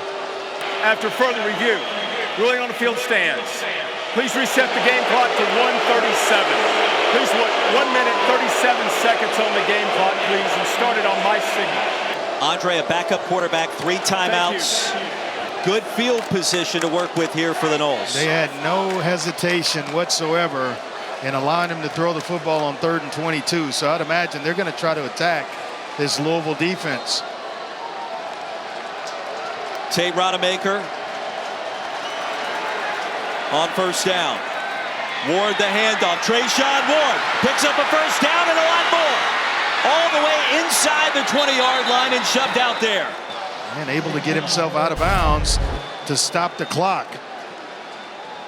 Missed tackle by Morty Montgomery, and that allows Ward to get up the field, and then the smart thing to get himself out of bounds to save a timeout.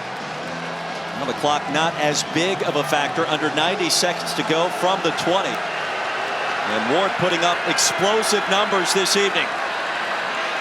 He'll set up the screen. Nowhere to run. He's going to lose 5, maybe 6. Yasir Abdullah brought down Ward in a hurry. I'll take the timeout if I'm Mike Norvell, but just with a young quarterback coming in to make sure everything is, or everyone is on the same page. Cards now with 5 TFL, 2nd and long. If I'm Louisville, I would bring some pressure. I don't allow him to just sit back there. This is like 7-on-7 if you get the protection. Bring some pressure, make him get rid of the football. Here it comes. Benching the running back. Rodemaker slings it out of bounds. Heavy pressure. We don't allow a backup quarterback into the game to just kind of sit back. There's going to be a roughing the passer. Offense, spot foul, loss of down, 3rd down. Ashton Galati. Actually just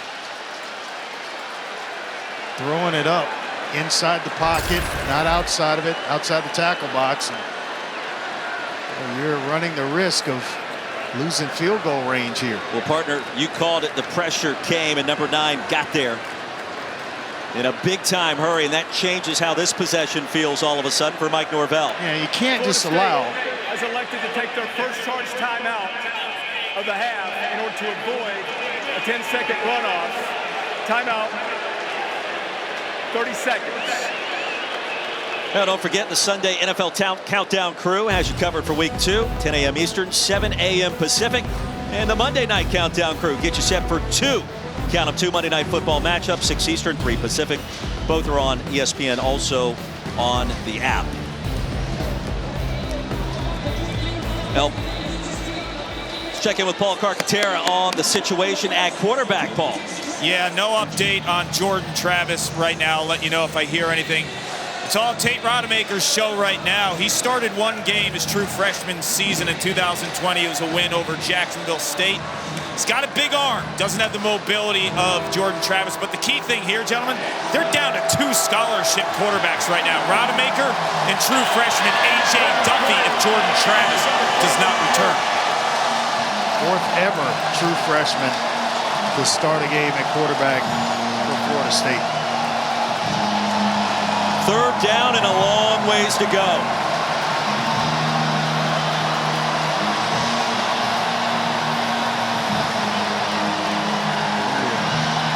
Ryan Fitzgerald, they feel good about his field goal distance all the way back to 55 yards, but this crowd, big time factor.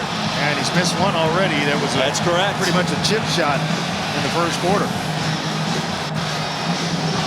And another stoppage. Florida State offense back near its own sideline.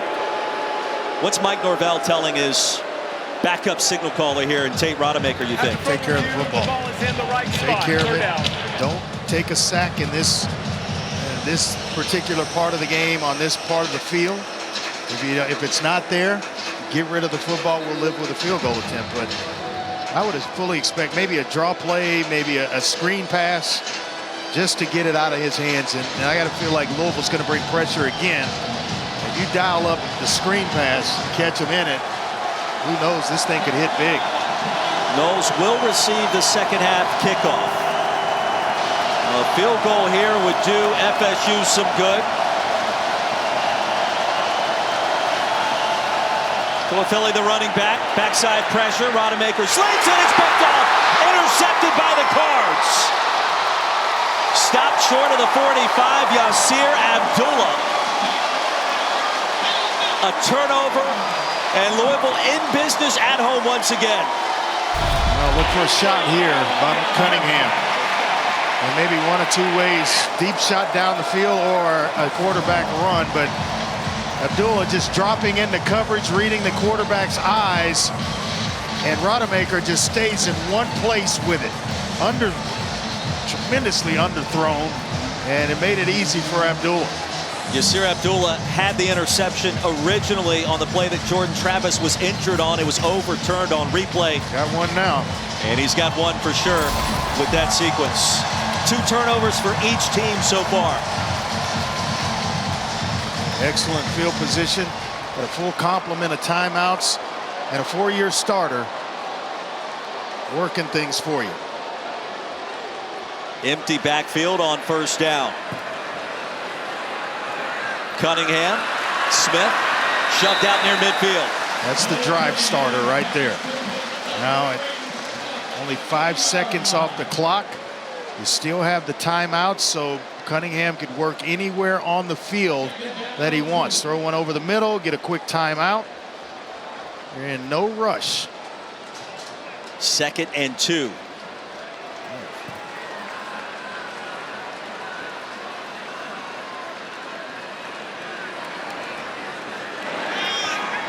Cunningham steps up, pocket collapses, down he goes. Only thing you can't do is take a sack in the 2-minute drill. Derek McClellan with the sack and a loss of 5.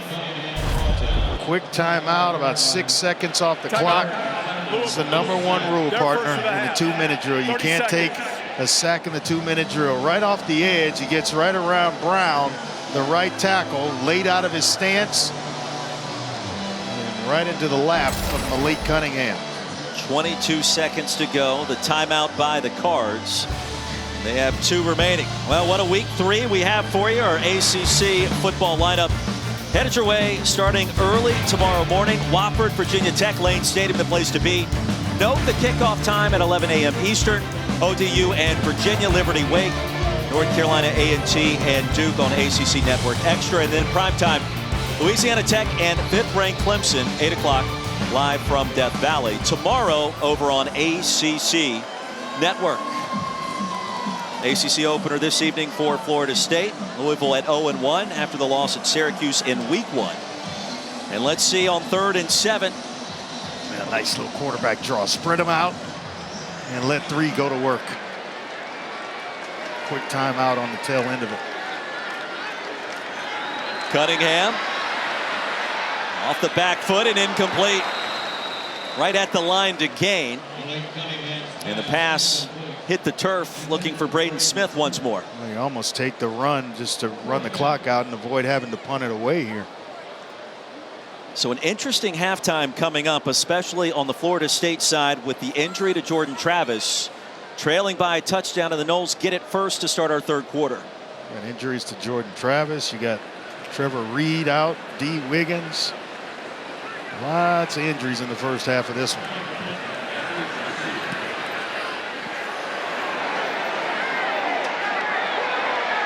Pittman walloped short of the 10 and brought down quickly. Now, ACC Network's The Huddle will be on site in Tallahassee coming up next week in advance of the Seminoles primetime matchup with Boston College. Coverage will begin Friday with In Play plus ACC PM, broadcasting live outside Doak Campbell. Then Saturday with The Huddle beginning at 11 a.m., taking you deep into the night. Jordan Cornette, EJ Manuel, Big Eric McLean, Coach Rick working hard, and it should be a great time down in the Sunshine State. 5 seconds to go. Noles probably content to get to the locker room and try to regroup with a new quarterback. Quick kneel down right here and get in, try to get settled in with a young quarterback. Get him ready mentally for the second half of this one. Good start for the home team. Malik Cunningham already a rushing touchdown and a passing touchdown in the same game. 19th time that's occurred. 35 total points, 4 turnovers, and 500 crazy yards of offense to highlight our first 2 quarters.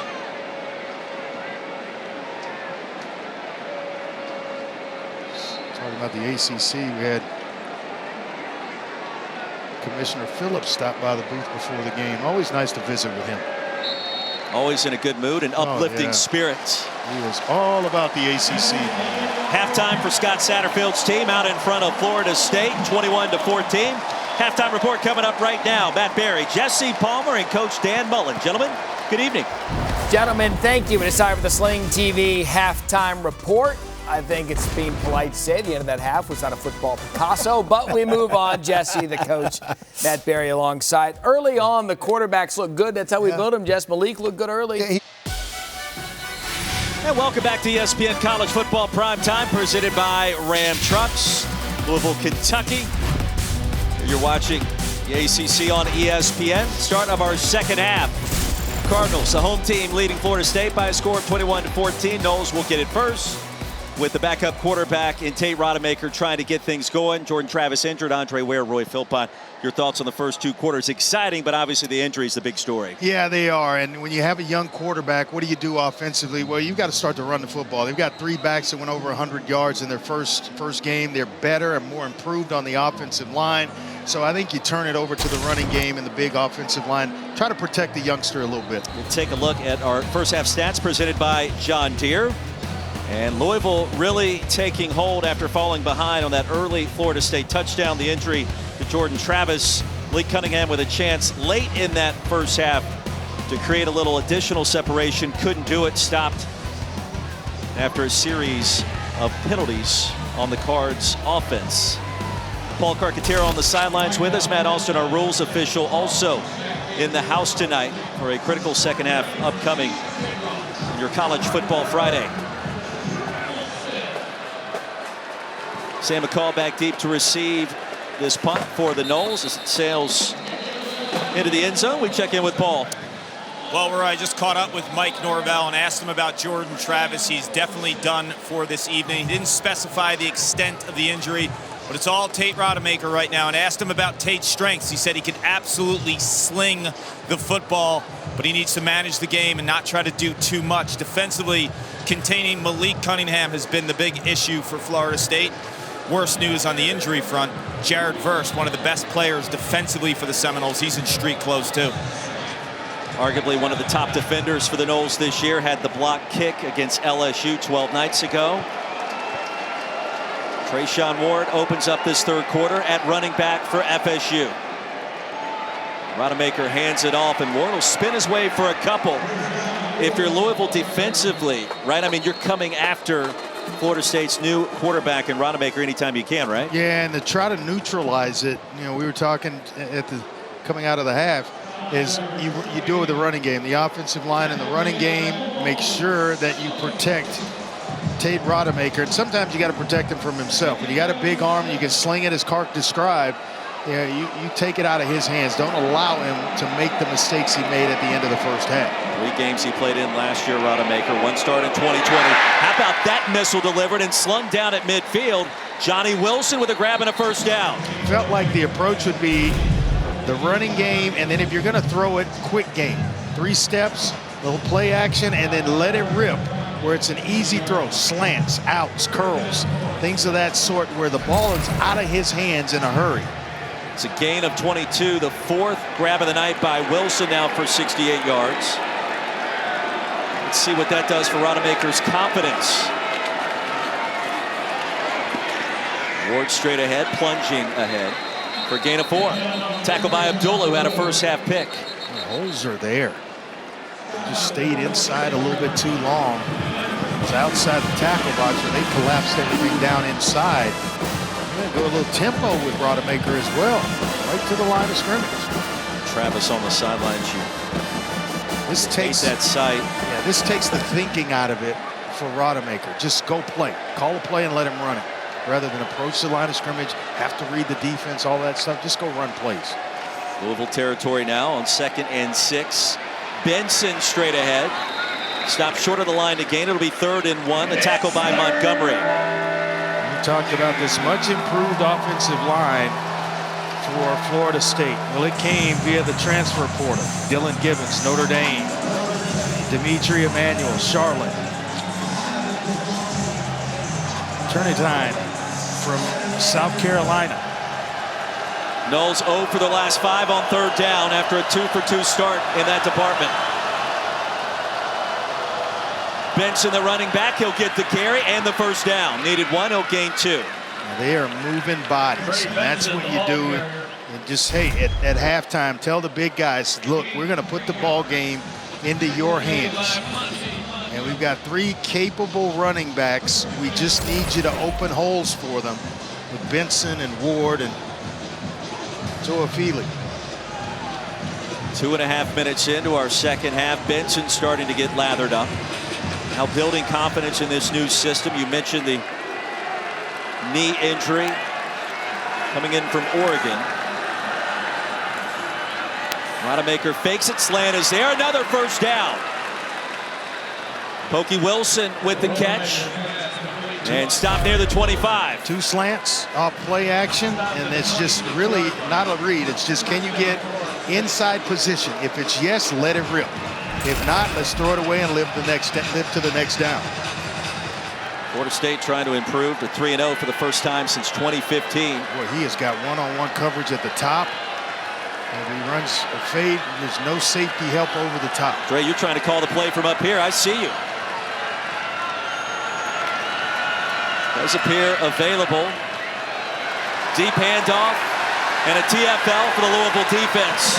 Ward was tackled deep in the backfield for a loss of 4 by Reiger. If I'm Louisville and they're running this kind of RPO, I force Rodemaker to keep. I'm going to collapse everybody down inside on the running back and make him beat me with his legs. Or if he pulls it, show me that you can beat us with your arm. So far, so good here to start this drive for Rodemaker. Looked like a different quarterback compared to what we saw at the end of the first half. Starts now with 7 TFLs to a Philly tackle, Momo Sanogo. This is what you didn't want to have happen, is to get young Tate Rodemaker in long yardage situations here, 3rd down and long, collapsing everybody. Everybody is going to Tuafili and leaving Rodemaker out alone. Andre, you mentioned protecting the football in a similar situation like this at the end of the last half. Let's see what happens here. Remember the 3rd and 22 when they tried to throw for it. And it was close to being a completion to Wilson. Could be a free play. Rodemaker slings it low to Johnny Wilson. They'll rule it a catch, and let's see if that was offsides. Not sure if Robert Scott started a little early. Abdullah with the pressure. Both guys moved on that, the left tackle and the right defensive end. I'm going to call the defensive end for offsides. Offside. Defense, number 22. 5-yard penalty. 3rd down. That's why Abdullah was able to get the pressure so fast. He had a pretty good jump. Boy, and Scott was trying to drift out there to make sure he didn't touch Rodemaker. 3rd down and a more manageable 9 yards. This is when I would force him to get the ball out. Now, if I'm Rodemaker, I'm looking for where's Wilson? Where's the big target in this situation?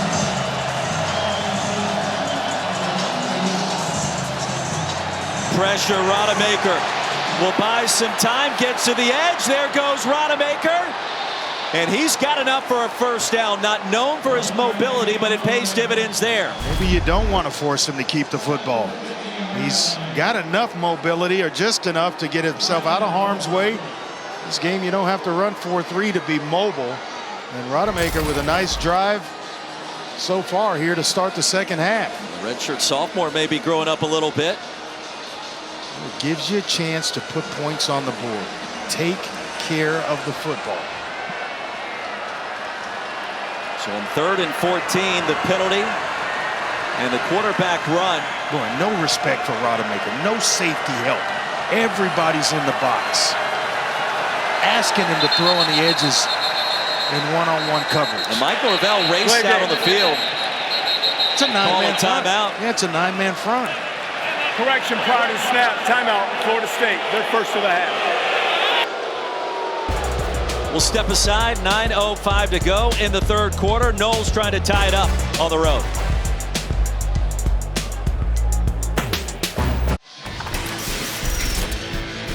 How about what we've seen from Tate Rodemaker so far? A couple of quick slants.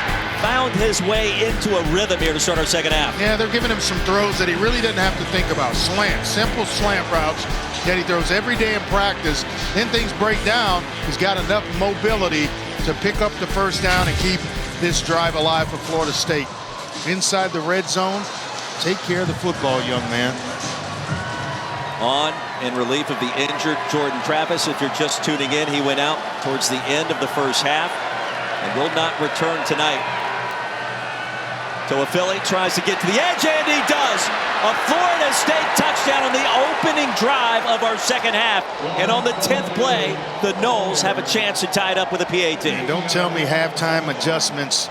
You don't have enough time to make halftime adjustments in the locker room. Absolutely you do, and they had to adjust quickly because they had a young quarterback that they had to figure out a way to move the football with Rodemaker. Well, they went right to the running game, and a couple of scramble by Rodemaker to keep the drive alive. And looks like Duncan just got sucked inside and gives up a touchdown run. We were tied at 7, at 14, and now once again at 21.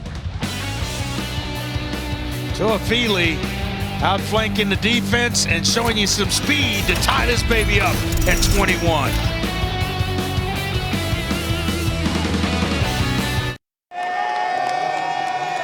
Tied at 21 back in Louisville, Kentucky. ACC opener for Florida State coming on the road in 2022. Andre Ware, Roy Philpott, Paul Carcaterra. Great crowd and a fun game with offensive fireworks exploding here this evening. And let's see how this one concludes. It's never a must-win this early in the season for both sides, but just teams trying to build towards something. With Scott Satterfield, year number 4, Mike Norvell, year number 3. And expectations always high at these schools. Yeah, when you're trying to get to a conference championship game, all of these matter. We've got a good one tonight. Jordan back deep to receive for the Cards. And he's going to take it from a yard deep. Jordan waiting for the convoy. It does not arrive. Drugged down before the 15. Jawar Jordan on the return. And Malik Cunningham, 13 of 18 this evening. A chance to look at him and review his first half right now. Yeah, he was magical in the first half of this one, both throwing it and running it. Pinpoint accuracy through the air and just throwing guys open at will. And when things break down, he was able to make plays with his legs, really kind of feeling himself tonight. Having some fun doing so. The 4-year starter has been as advertised as he takes down the record books here at Louisville. Play action for Cunningham on first down. Trying to buy some time. He'll step up once again. And Cunningham racing across the 20 for a nice gain. You know, Andre, I heard you up in the booth during the break, and you said Louisville's turnovers, disaster. They could have ran away with this game. That's what Scott Satterfield told me at half. He was fuming over the 2 fumbles, the penalties, careless mistakes. Offensively, he's thrilled with the run game. He said the inside run game, there's been a lot of seams. Happy with the offensive line. Defensively, need to get after this quarterback who doesn't have the experience of Jordan Travis. Flush him out of the pocket, but you saw him. He could move better than you thought. There's no doubt.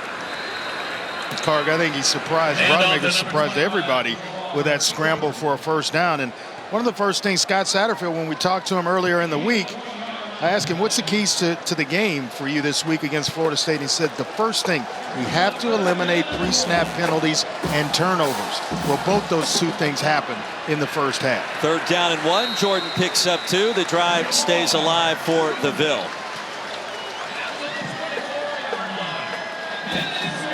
Florida State opening possession of the 3rd quarter. Races in for the tying touchdown. Malik Cunningham and company would love to equal what their opposing team just was able to accomplish. And now from the 25. 23rd overall, meaning time for Cunningham. Pocket collapsing. There he goes. Cunningham leapfrogs the 30 and driven down there. Gain of 7. On a pretty good block by Michael Gonzalez, number 68, who is in the ball game for Trevor Reed, an outstanding athlete. Was Trevor Reed, but this guy was highly recruited, has stepped in and filled some big shoes, kept the heat off Malik Cunningham, and that's not an easy job stepping into play left tackle for a talented player like Trevor Reed. On 2nd and 3, misdirection and stopped short of the line. It's Travion Cooley, 1-yard pickup. And now I may go right back to Cunningham.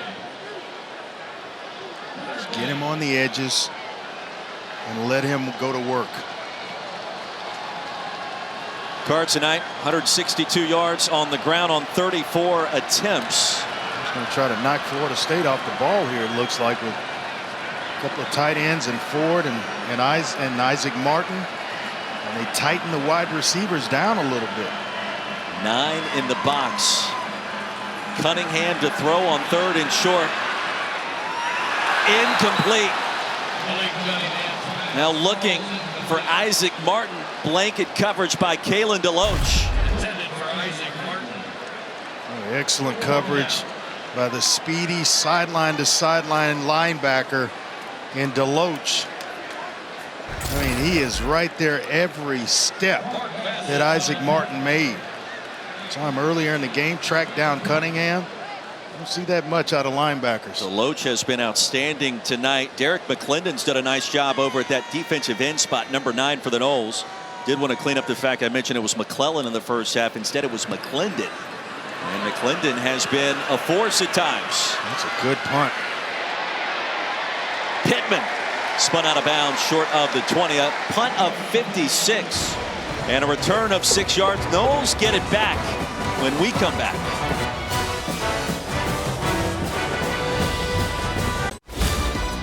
And the place to be tomorrow, 12, 6, 9 p.m. right here on ESPN. Georgia, South Carolina at noon. Mississippi State and the Fighting Mike Leach is on the road at LSU at 6. Top 25 showdown, ACC, SEC, the Canes and the Aggies at 9 o'clock Eastern from Kyle Field down in Bryan College Station. That game in Baton Rouge got the potential to be a good one. Well, the air raid and Will Rogers. Yeah, Mississippi State has gone there and won before, so not intimidated in the least bit. Knowles get it back. Backup quarterback remains on the field. Jordan Travis out for the rest of this game. Tate Rodemaker. The handoff nets 8 to Trayshawn Ward. He went right back to the formula that led him on a 10-play, 75-yard drive that took 6:02. 8 runs, just 2 passes by Rodemaker, and Toafili ends up in the end zone. So they go right back to that formula. Travis injured in that second quarter, what appeared to be a lower leg injury. On second and short, no gain. Ben Perry led the charge. And this is a fast Louisville defense. They've got a lot of speed. Florida State better served coming downhill at the line of scrimmage where you can lean on Louisville's front. Under 5 to go in the third quarter. Tied at 21.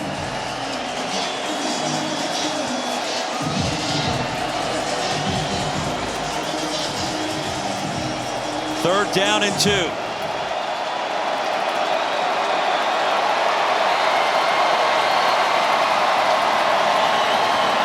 Rodemaker drops the snap. And he's going to be sacked all the way back at the 21. Desmond Tell got there first. If I'm a defensive coordinator in my next life, I am always going to line a nose guard up over the center, because it forces him to, especially when a quarterback's in the shotgun, forces you to have to snap it quickly and get your hands up. And sometimes it goes offline, exactly like it happened right there. Force the guy to snap it and get his hands up quickly, and then you live with the result. But I would always put someone over the center's face. The last thing you want to be is a defensive play caller in your next life, though, right? Who knows? You want to come back as another quarterback. I want to ring up the scoreboard. 8th TFL for the Louisville defense. Braden Smith ushered out near the 45. Now this season, All-State will celebrate every field goal and extra point made by participating universities by making a donation to the university's General Scholarship Fund. Thank you once again, All-State. Pretty good field position here for Louisville to start its drive. Defense has held up its end. And now it's time for the offense to get cranking like it was earlier in this game. Last 3 drives for the Cards, a fumble and 2 punts. I really didn't like that condensed formation on third down. Spread them out. That way you give Cunningham a chance to open up the field to him. Field's open for Cunningham this time. Zings it incomplete and out of bounds. A little underthrow there. Really couldn't step into that one. Hudson the intended target. He had Gonzalez, his left tackle, kind of backing up into where he was planting his left leg to deliver the football out wide, and that one fell a little bit short of Tyler Hudson. Trey, you mentioned going out to that last break, it felt like Florida State had stolen momentum to start the second half, and now teetering once again, and a chance here for the Cardinals. Need to pick up a first down, and then you would feel it again swing its way over to Louisville. Cooley bobbled the exchange, recovers to pick up 6, maybe 7 into Florida State territory. The tackle by Akeem Dent. And what I like there on the tail end of it, he found himself in a crowded area, put that other hand over the football, secure the football. He had a couple fumbles here in this game already. Cooley did, and so now making sure that you take care of the football. Ball security on this drive. Now, don't tighten this thing down. Spread them out, keep them out wide, and allow Malik Cunningham to do his thing. Cardinals 5 of 10 on third down tonight. They need 4 yards here. Cunningham off the back foot. Crosser is there to Hudson, but stopped 2 yards short. And Hudson he's crossing too shallow. When you cross, you got to at least be at the first down marker. And then when you're tackled, you're already there, and it's a first down, not worrying about 4th and 1. I think Scott Satterfield's going to roll the dice here a little bit. Saw this last week at UCF. In the second half, 4th and medium, going for it. And coming up short. 8th tackle tonight for Renardo Green. The clock getting down to about 10 seconds. 4th and 1. And another false start. With the pre-snap penalties False tonight. Start. Number 0. Have been costly. It's amazing. 5-yard now you got to penalty. punt the football. 4th down. Dre, both sides of the ball for the Ville. 6 pre-snap infractions. 6 pre-snap penalties. 4 false start penalties. And that's a receiver. All you got to do is look down inside. Where are you going? Just look down inside, and when the ball snaps, you run your route. Scott Satterfield, film room tomorrow, will not be happy with those mistakes. I might have snapped by now if I'm the quarterback. If I'm Malik Cunningham, I probably would have chewed somebody on the sideline by now. Bassett back on the field. Pittman is as well for Florida State. New life again for the Noles in a tie game. Fair catch made near the 11 and a punt of 40. Well, gentlemen, it's the Friday night spotlight. It's Florida State left tackle Robert Scott Jr. He fell in love with art as a young boy in Conway, Arkansas. He would free draw in school. Well, teachers took notice and entered him into some competitions, many in which he won as early as kindergarten, he told me. Back then and now, he uses art as an escape to relax his mind. He enjoys bringing multiple concepts and images together, making them unique and his own. He focuses on graffiti and sneaker art. And I'll tell you what, he's super talented and he can block as well. Sneakers were sweet, man. Fantastic story from Clark, and they were. The run off the right side by Benson. Sunogo ready and waiting. No gain on the play. I'd have to send a FedEx package down to Robert Scott. And that can't be easy as no, well. I mean, that's sweet. And it's not, you know, he's on to something, because I looked into having that done for Z, and it's not cheap. Yeah. It's not cheap to get it done. Scott, the redshirt sophomore out of Conway, Arkansas. 2nd and 10. Rodemaker remains in at quarterback. Benson slipped near the line. Give him a gain of 1, 3rd down and 9. So as he did last week against UCF, Brian Brown starting to mix up the recipe defensively. And they're on to this Florida State running game. We're going to defend the run. We're going to take that away and force the youngster to beat us through the air. Dialing up the right stuff at the right time is Brian Brown, the DC. And perhaps trying to take away that slant that we saw to Wilson to start the 3rd quarter here on 3rd and long.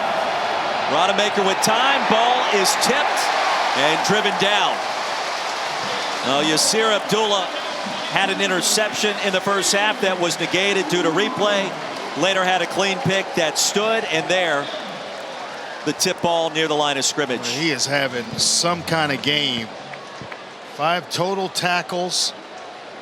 You mentioned the interception, a tackle for loss, a quarterback hurry.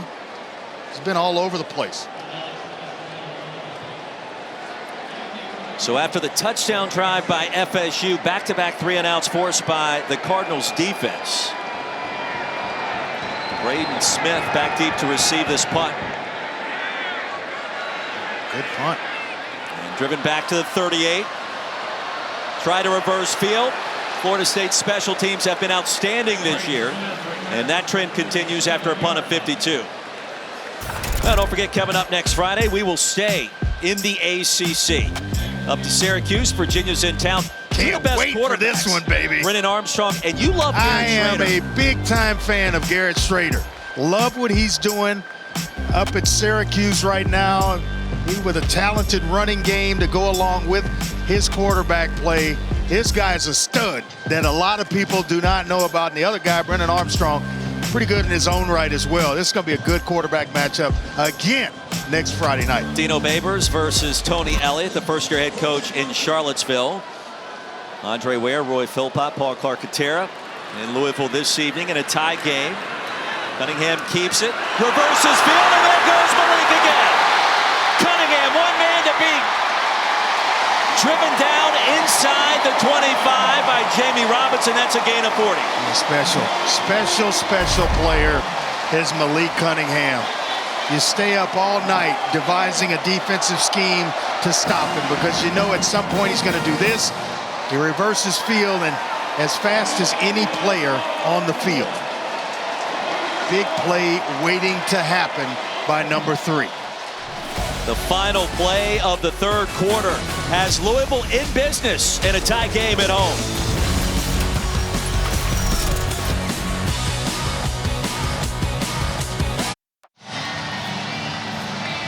15 minutes to go back inside Cardinals Stadium. We are tied at 21. Andre Ware, Roy Philpott, Paul Clark-Katera. The Cards have the ball on the move. Deep in FSU territory on first down. Jordan's going to be tripped up crossing the 20, a gain of 5. And this is where they've gone back to how they started the game with Jordan coming downhill. Louisville's ground game. Before that carry, 36 carries, 208 and 2 touchdowns, averaging about just under 6 yards per carry. Dominant in that area. Cunningham's been better than that. 97 yards on the ground. Would love to add to the tally. And he will. Cunningham to the end zone. Touchdown Cards. My.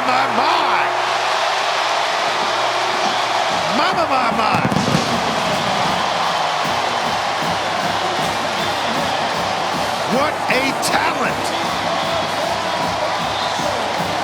In red, wearing number 3 tonight. Quarterback draw all the way for Cunningham. Sneaks his way through, picks up a nice block by Jordan, and then makes 2 defenders. Not one, Roy, but 2 defenders miss on his way into the end zone. 14 carries, 115 yards for number 3, Malik Cunningham. His 9th career 100-yard rushing performance. He can do anything, Andre. Yes, he can. Put a cape on him because he's playing like Superman tonight. 28-21, Cardinals.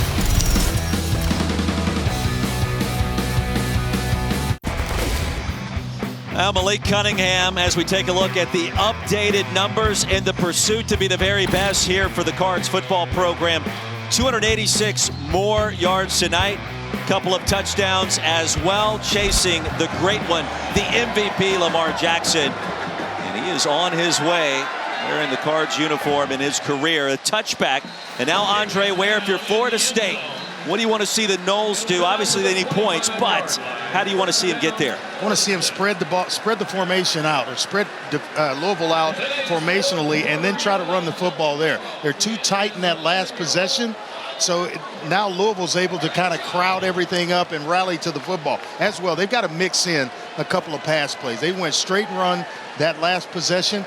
Got to let the youngster throw it around. If it's just slants or curls or even a fade route where he goes to the big receiver, Johnny Wilson, with the sure hands. But you have got to spread Louisville out a little bit and not allow him to crowd the box as they did in the previous possession. Jordan Travis injured in the first half.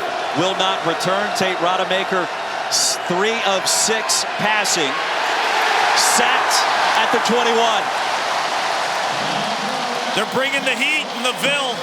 I'll tell you what, Brian Brown, the defensive coordinator, challenging his group. This is a group that stepped up last week when we had their game.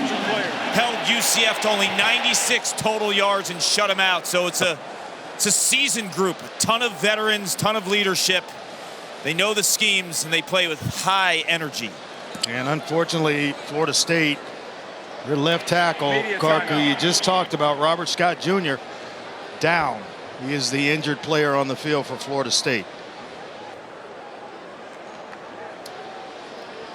Timeout as we step aside.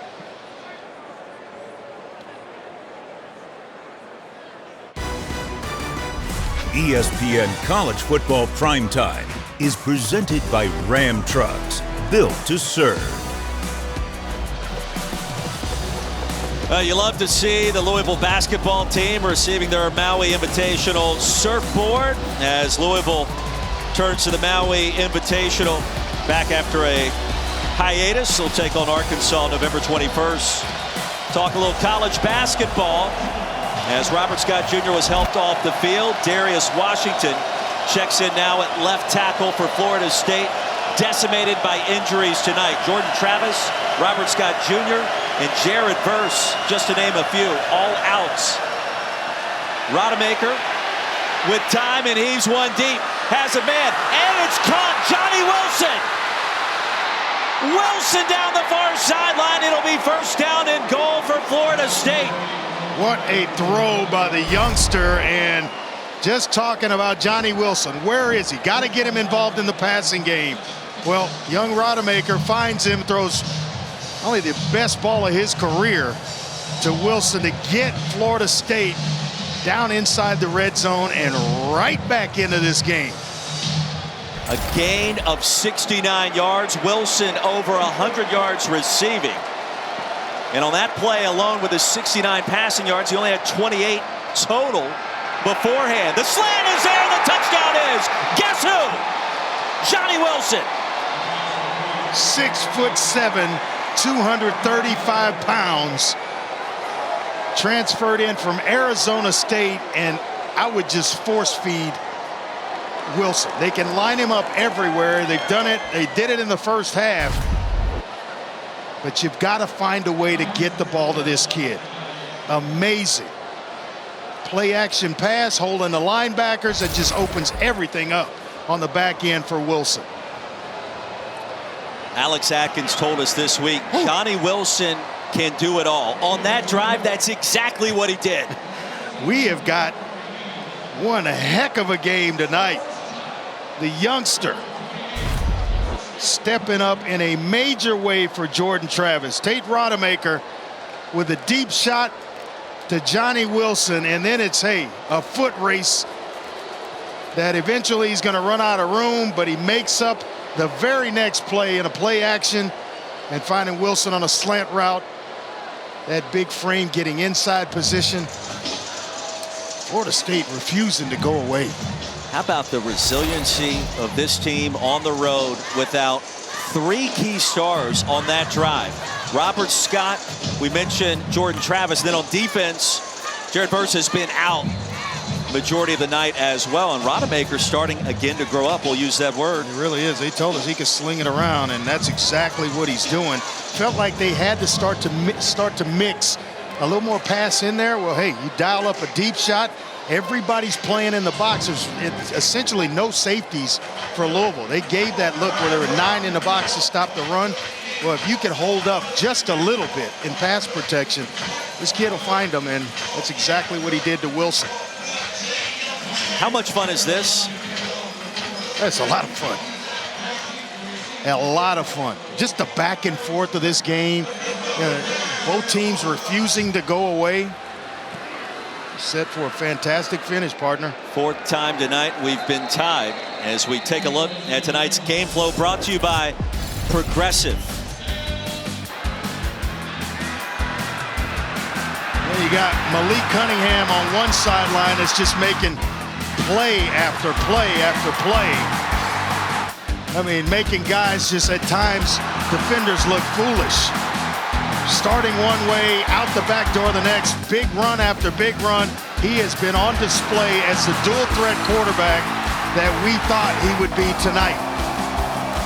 He's chasing records at Louisville, lighting up the scoreboard. And guess what? He's next up. It's his serve, baby.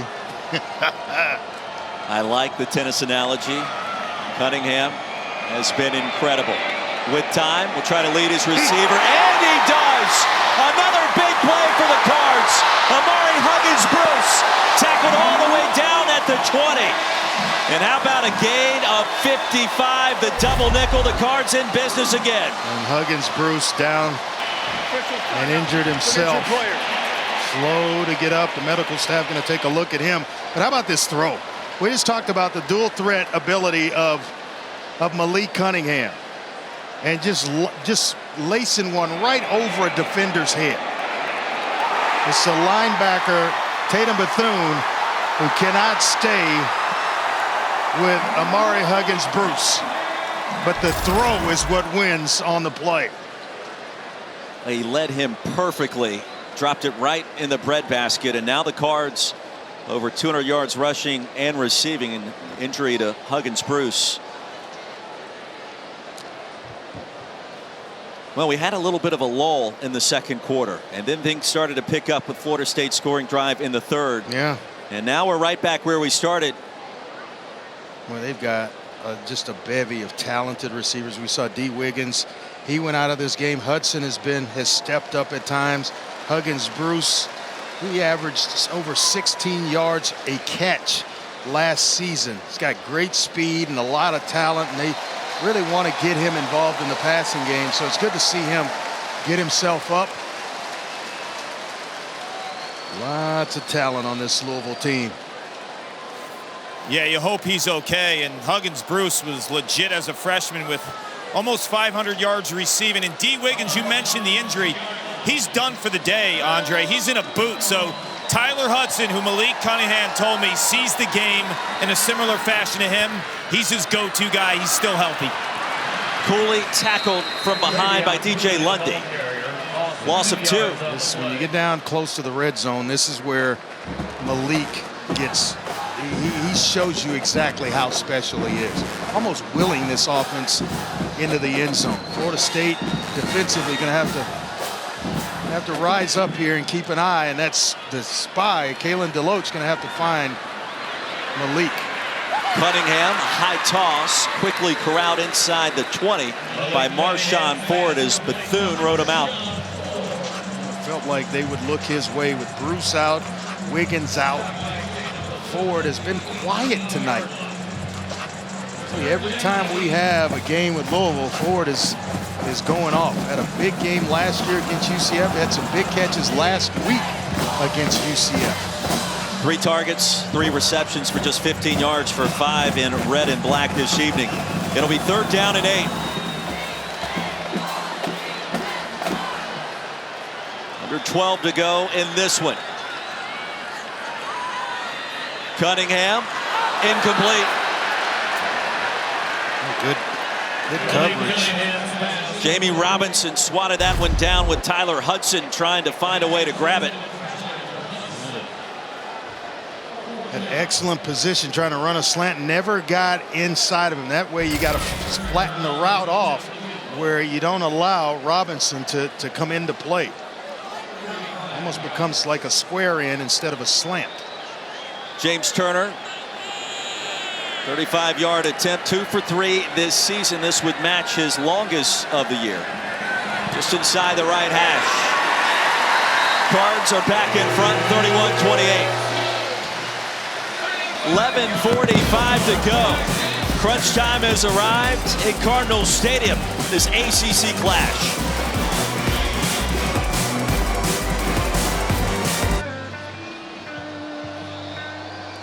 (31-28), under 12 to go, back in Derby City.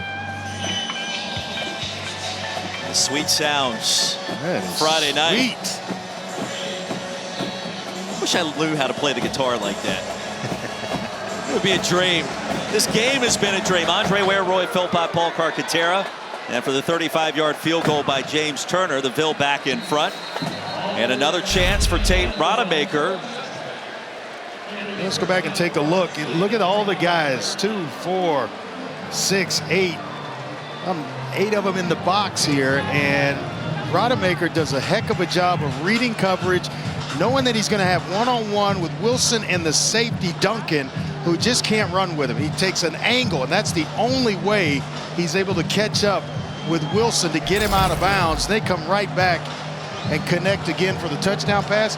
He's been in long enough now where he's got enough game experience in such a short period of time where you can spread him out and trust that he's going to get the ball out and deliver it accurately. Wilson's been incredible. Toafili crossing the 25. That pitch and catch to Wilson going 69 yards, longest play of the season for the Noles. And with Robert Scott Jr. out at left tackle, if Florida State can, or they feel as though they can hold up in protection, then you can run everything. I thought they went to that a little bit too early and then backed off of it and got conservative, but the youngster is really, he stepped up and kept them in this game. Conversation rather shifts a little bit with the injury to Travis. Rodemaker would love to keep it going. See if FSU is back. Wilson this time. Double coverage, a late penalty marker. Jarvis Brownlee, the Florida State transfer, deep down the field, and this is going to be an automatic first down. Pass interference. Defense, number 12. 15-yard Johnny penalty. Wilson is and making himself. First down. We may watch this young man play on Sundays. 6'7", and you can run like that in body position, guys. I mean, it's almost the second coming of Mike Evans. It's got that vibe to it. It really does. That's a great comp.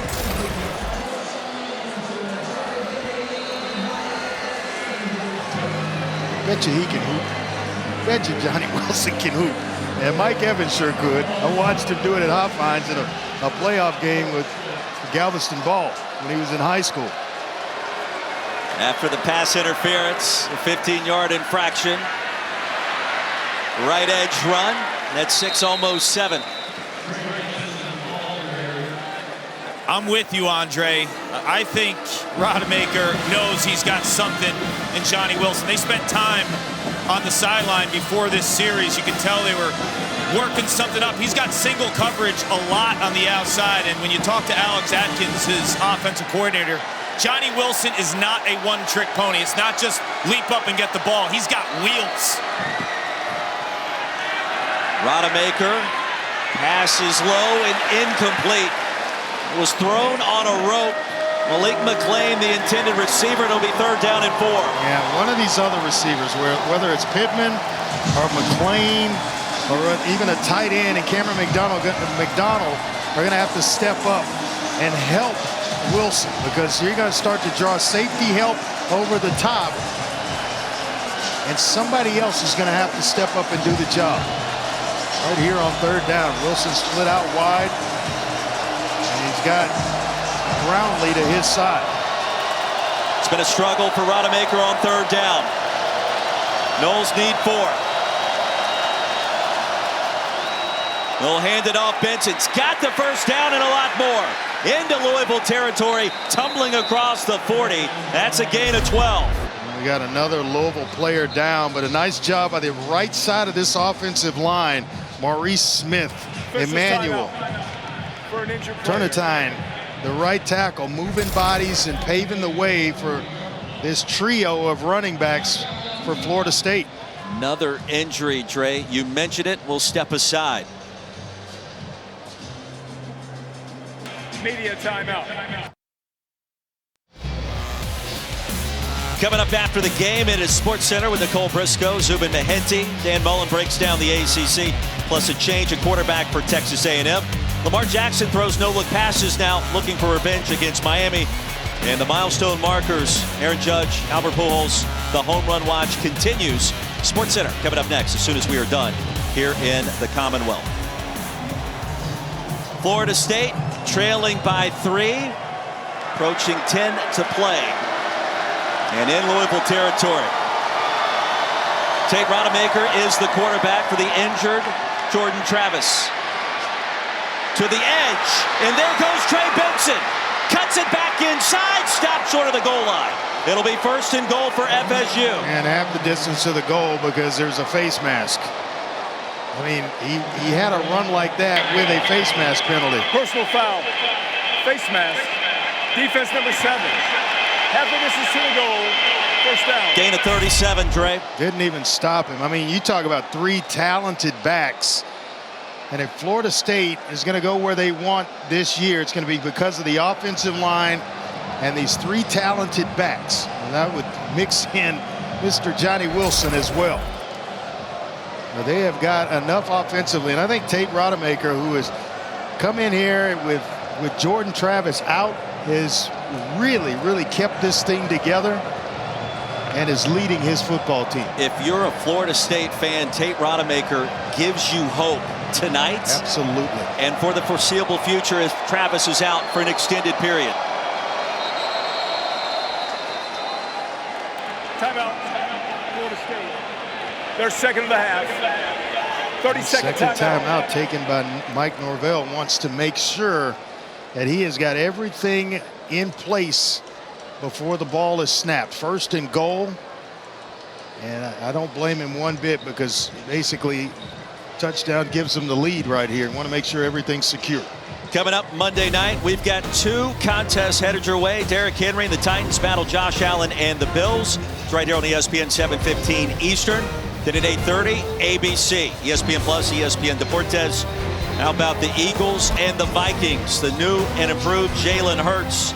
8:30 Eastern versus Justin Jefferson. And Hurts and A.J. Brown have developed quite a chemistry. I could throw it to those two right now. You give me those two right there. Make a little money doing that. Hey, A.J. Brown, outstanding start to the season along with Justin Jefferson. And the gritty. Love it. 2 games Monday night. Under 9.5 to play. Benson stays in at running back. 9th play of the drive for the Noles.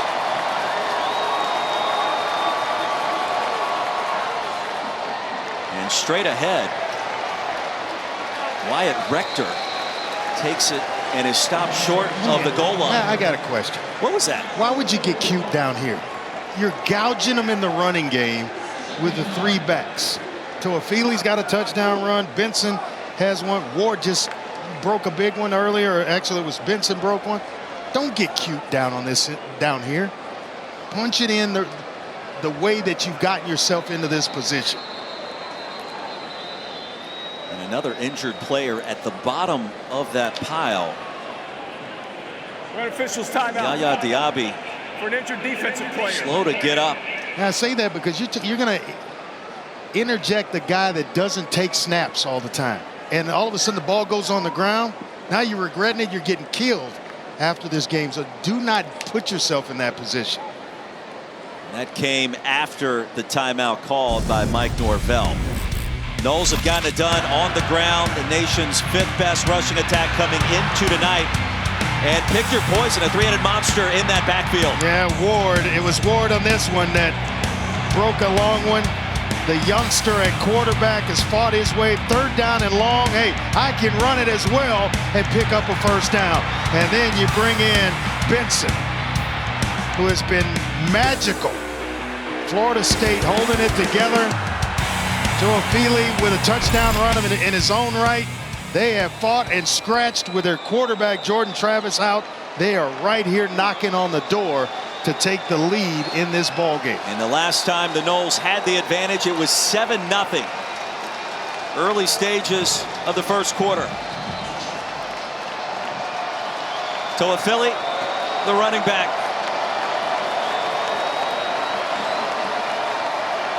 The jet sweep. Around the left side goes Pittman. Getting cute again. Can't believe it. I cannot believe it.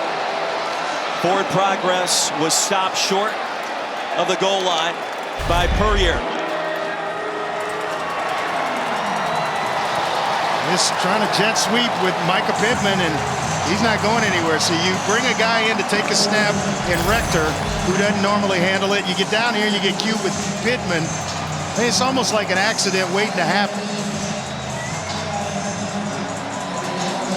Ward is averaging 12.5 yards a carry. Benson's about 7.5, and Toafili is at 4.5. Give the ball to one of the 3. Benson checks in. Rodemaker keeps it, looking for Wilson, back corner.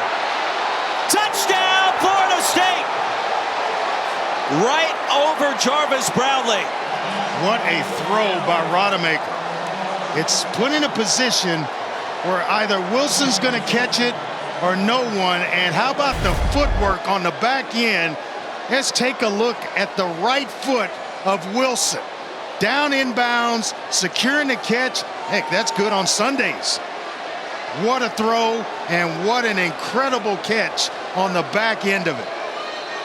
That's 6'7" versus 5'11", and that's the difference. Yeah, he didn't get the foot down, the second, the right, but the left, but all it takes is the right, and Florida State back on top. 7 receptions, 149 yards, and 2 touchdowns Johnny Wilson would love to introduce himself to the rest of the country tonight with this performance. Oh, I think he already has. It's Tate Rodemaker. His turn now to introduce himself to the country. An outstanding job when you mentioned the size difference in Brownlee and Wilson. What a weapon to have at 6'7" and can leap with great hands and good, outstanding route running ability. Florida State refusing to go away on the road. Unbelievable performance by the Noles offense. Back in front 35-31, and we still have just under 8 minutes to play. Next up, Malik Cunningham. I can hear the smile. And I mean, with that kind of drive, there is pressure on Louisville's sideline to go down and put points on the board right now, because Tate Rodemaker has proven that he can lead his team down the field, not only lead them, but chew up clock in the process. The running game for Florida State is showing itself again. What a wild finish here tonight. The precursor to what could be another wild weekend of college football. The upsets we saw a week ago. Could more be in store tomorrow? Well, if you like offense, you found the right game on this Friday night, Trey. I mean, look at it. Almost even in terms of total yards. The first downs, they were being dominated by Louisville coming out of the half, and now about even 21-19, third down possessions, time of possession, all of it. It's about even across the board, and that's why we've got one heck of a game tonight. ACC on display tonight and next Friday as we head up to Syracuse with Virginia coming to town.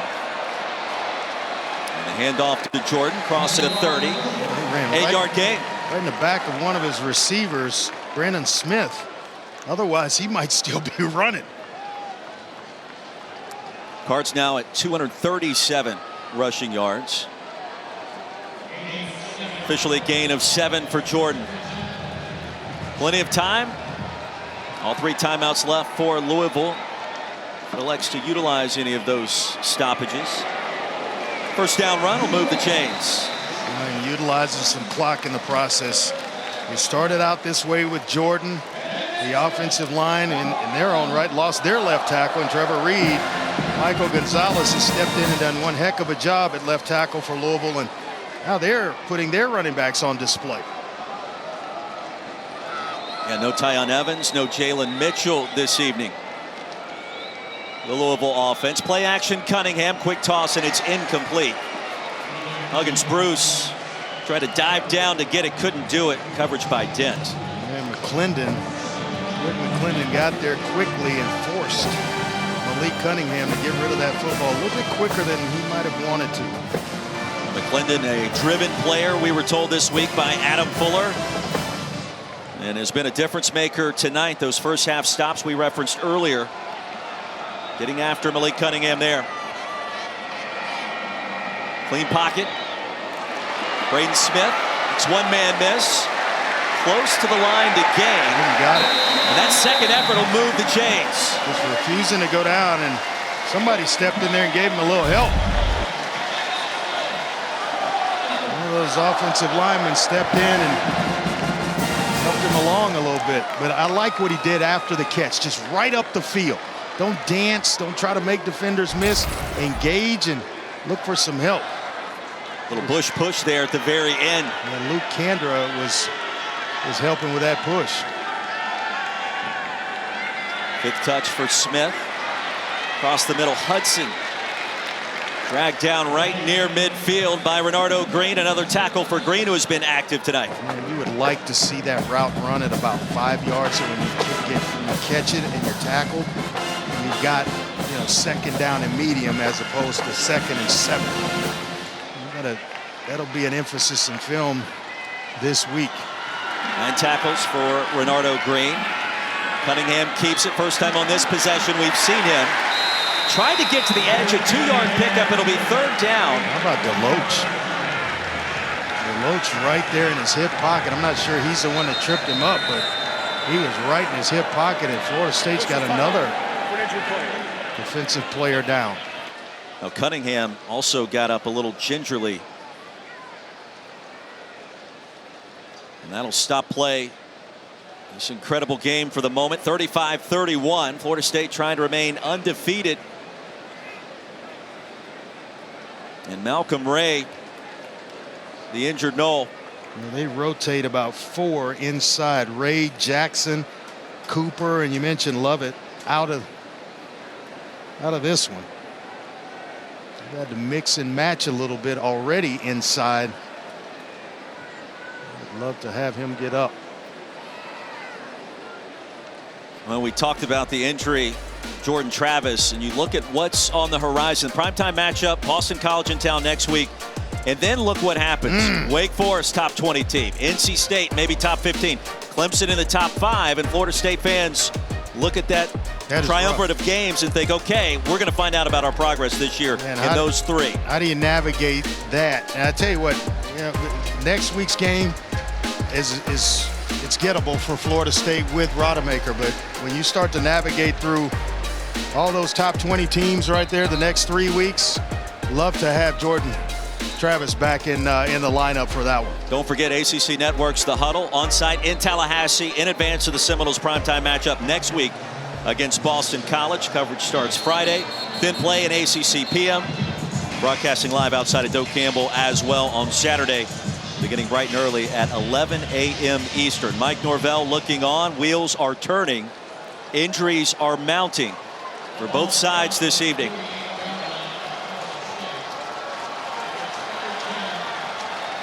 Big third down here for Louisville from a momentum standpoint.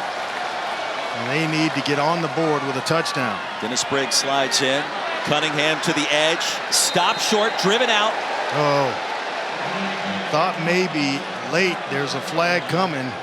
Deloach got there again, Dre. Now 4th down for Louisville as we take another look. Boy, he is as good as advertised. They talked about the speed of number 4, and he was going to spy Lamar Jackson in this game. Well, you void an area when that happens. They haven't exploited it yet where they move Malik Cunningham around and then throw to the spot that Deloach has vacated. But step for step, he has been magical for Florida State's defense. Cards are going to go for it on 4th down and 2. Pressure, Cunningham, crosser, incomplete! Tyler Hudson, the intended receiver. Akeem Dent was there. And a turnover on downs gives it back to Florida State. They have run this play several times tonight. And every time they've been a little bit short, and no one's come clean. And you've got to credit the secondary of Florida State. When they go man-to-man, they have been right in the hip pockets of these receivers. And so no one open there with Akeem Dent stepping up, making a play for his defense. And here comes Florida State and the youngster Rodemaker with a chance to really solidify this football game for Florida State. Andre, would you have liked to have seen a run-pass option there? Oh, yeah, definitely. Rodemaker back on the field. Deep handoff, nets 2. As Ward is stopped. They're going to need one heck of an effort and a quick one here, a quick 3 and out by this defense. They've been able to step up when needed for the last 2 weeks, and they really need them right now to produce a punt.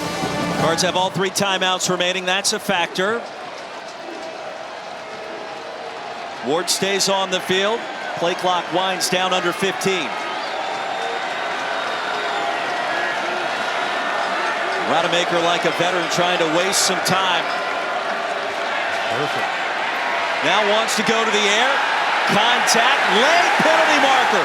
2 in fact fly. Keytrell Clark working against Johnny Wilson, who has just taken this game over tonight. Personal foul.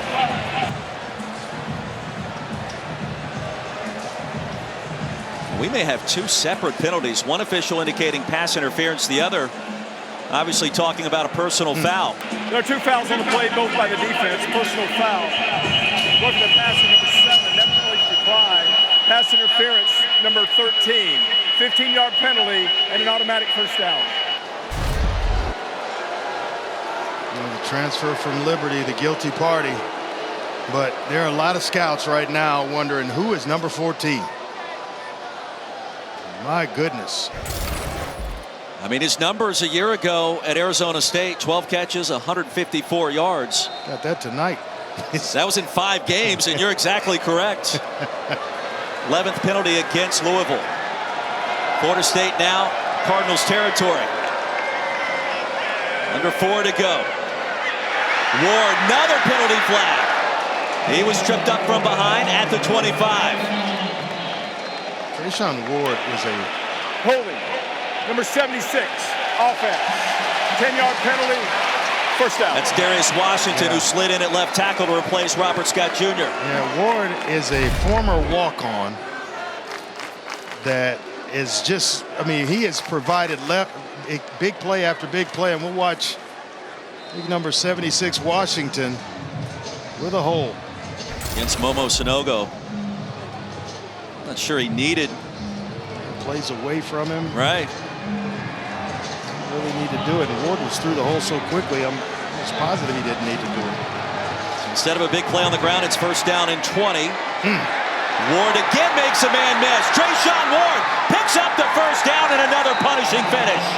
Amazing run by Ward. So when his team needed it, keep this clock running. At some point, Scott Satterfield's going to have to start taking some timeouts. But missed tackle by Dorian Jones, and that kind of allowed Ward to get himself up the field to square up, and then we see the speed as well as the power on the end of that run. We'll trade Ward out, Toafili, after a 25-yard pickup. The Noles now have amassed 187 rushing yards tonight, and Ward is over the century mark as well. What a luxury to take Ward out, go with Toafili, and not miss a beat. He'll get it right side, quickly corral. Field goal would keep it at a touchdown game, a one-possession affair. Abdullah the tackle. Yeah, they got 3 guys that can run at you. And you mentioned Trayshawn Ward, over 100 yards, Andre. A walk-on 3-star running back, Robert Scott, told me when we spoke this week, said the first time he saw Trayshawn Ward run, he said, wow, that boy is nice, and he runs every play like it's last. He's got that walk-on mentality, that chip that he wants to prove himself every single time he steps on the field and gets the rock. I think all 3 running backs, they run like, you know, it's their last carry because they know the next guy coming in is just as talented. High snap, Toafili has it, left side run. Yeah, the other comment on Ward, he has the most attitude in that running back room as Chandler Jones made the tackle. Timeout will be called by Louisville. Have to call it now. Thought he might spin one after the first down call or the first down run and a quick stop. Now the story outside of the Travis injury, Johnny Wilson, 7 grabs, 149 yards and 2 touchdowns. Yeah, started him off with a simple slant trying to ease Tate Rodemaker into this game, and then they opened it up. And the big 6'7" receiver got behind coverage, tracked him down the very next play. Inside position on a slant route for 6 points.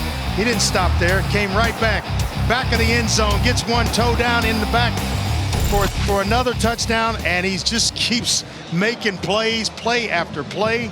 Amazing night for Johnny Wilson. Question for you, the quarterback and wannabe offensive coordinator. Is Mike Norvell thinking about, let's find a way to pick up a first down here in 2 plays instead of kick the field goal? We would basically ice the game if he did, and he would like to pick it up right here, quite honestly, and not give Louisville's offense a chance. So 3rd down is when he wants to convert it. It'll be about a 39-yard field goal from here. 3rd and 8. Benson gets it. Benson will be stopped crossing the 20.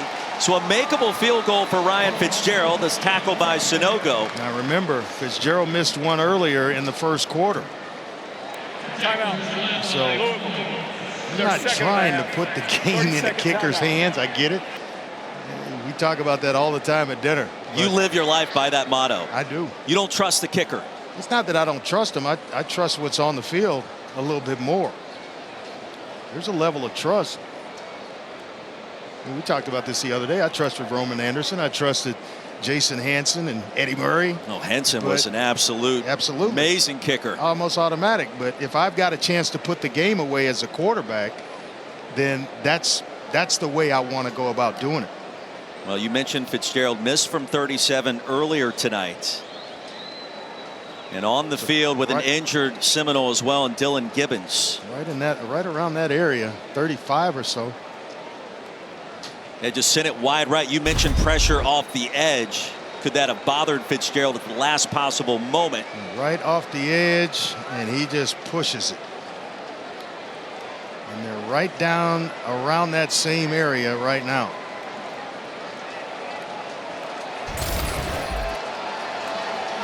Gibbons helped off the field. 4th down and 5.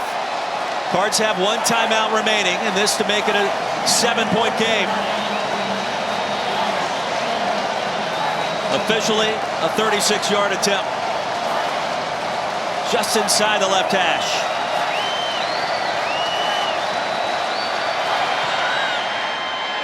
On the way, and he missed it.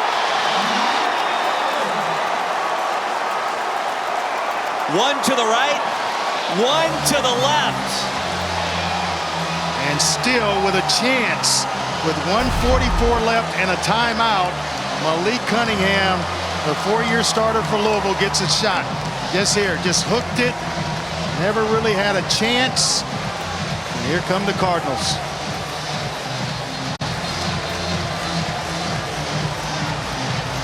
All the way down to the wire, partner. A familiar feeling for Florida State fans. That's why I don't trust. That's why I don't put a whole lot of trust in the kicker. Do it myself. The LSU game came down to the final play. It was a special teams. And I was a kicker once. Play that was the difference. I'm trying to get you past it. I loved it. Here comes Cunningham. And from the 20. Cards looking to go 80 yards with 1 timeout. Screen pass behind Cooley. He gets it and dives ahead for a short gain of 3. That's trying to get a drive started with a screen. It's usually a screen or a draw play right to the line of scrimmage. Plenty of time. Quick snap. Cunningham has it. Will swing it out. Cooley again. Big yardage. 1st down. But Deloach, such speed to track him down. Just eats up the angle that Cooley had. What a player. Number 4, right in the middle of the formation, reads it, and then he's got to get out there, and he's able to get there and force Cooley out of bounds. I'd love to have tackled him inbounds. That's a nice job by Cooley to stop the clock. Cards are trying to beat Florida State for the 3rd straight time. Cunningham heaves one deep. Dangerous pass, and Hudson stopped a little bit short there. It'll be 2nd and 10. There's a lot of trust by Adam Fuller in this secondary. It's a man-to-man. Usually you're trying to keep everything in front of you, playing zone at this point in the game when the team has to go down and score. He's got guys running man-to-man, step for step with these Louisville receivers.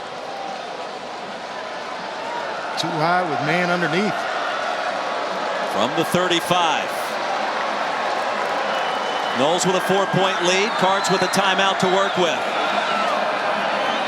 Cunningham fires a rocket that is incomplete and broken up at the last second. Shaheem Brown, the hero against LSU with a blocked PAT, working against Braden Smith. What a play. Watch the closing speed of Brown. This is going to be a completion to Smith and a big one, and just able to get a finger on the ball.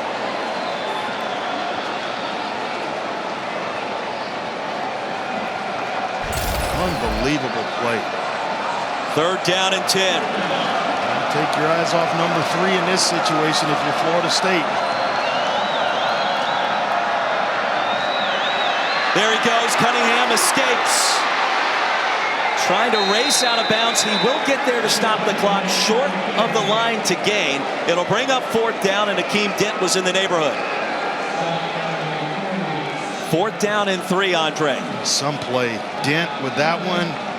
The Deloach escort out of bounds.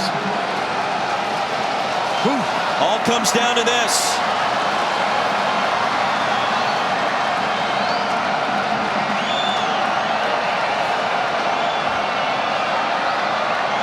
nervous moments in Cardinal Stadium.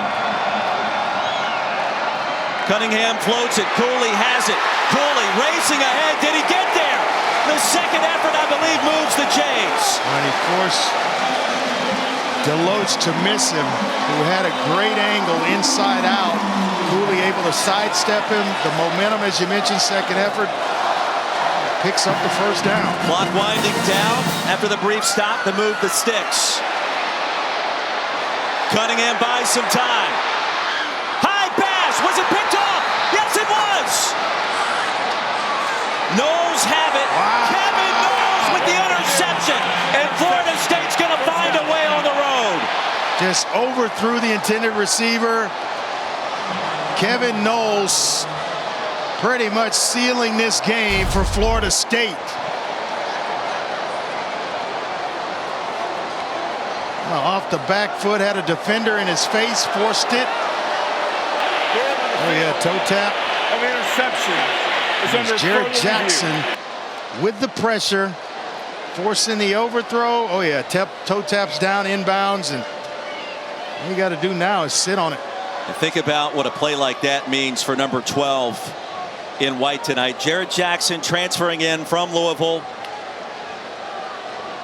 has been a force. Matt Austin confirming for us in the booth as well.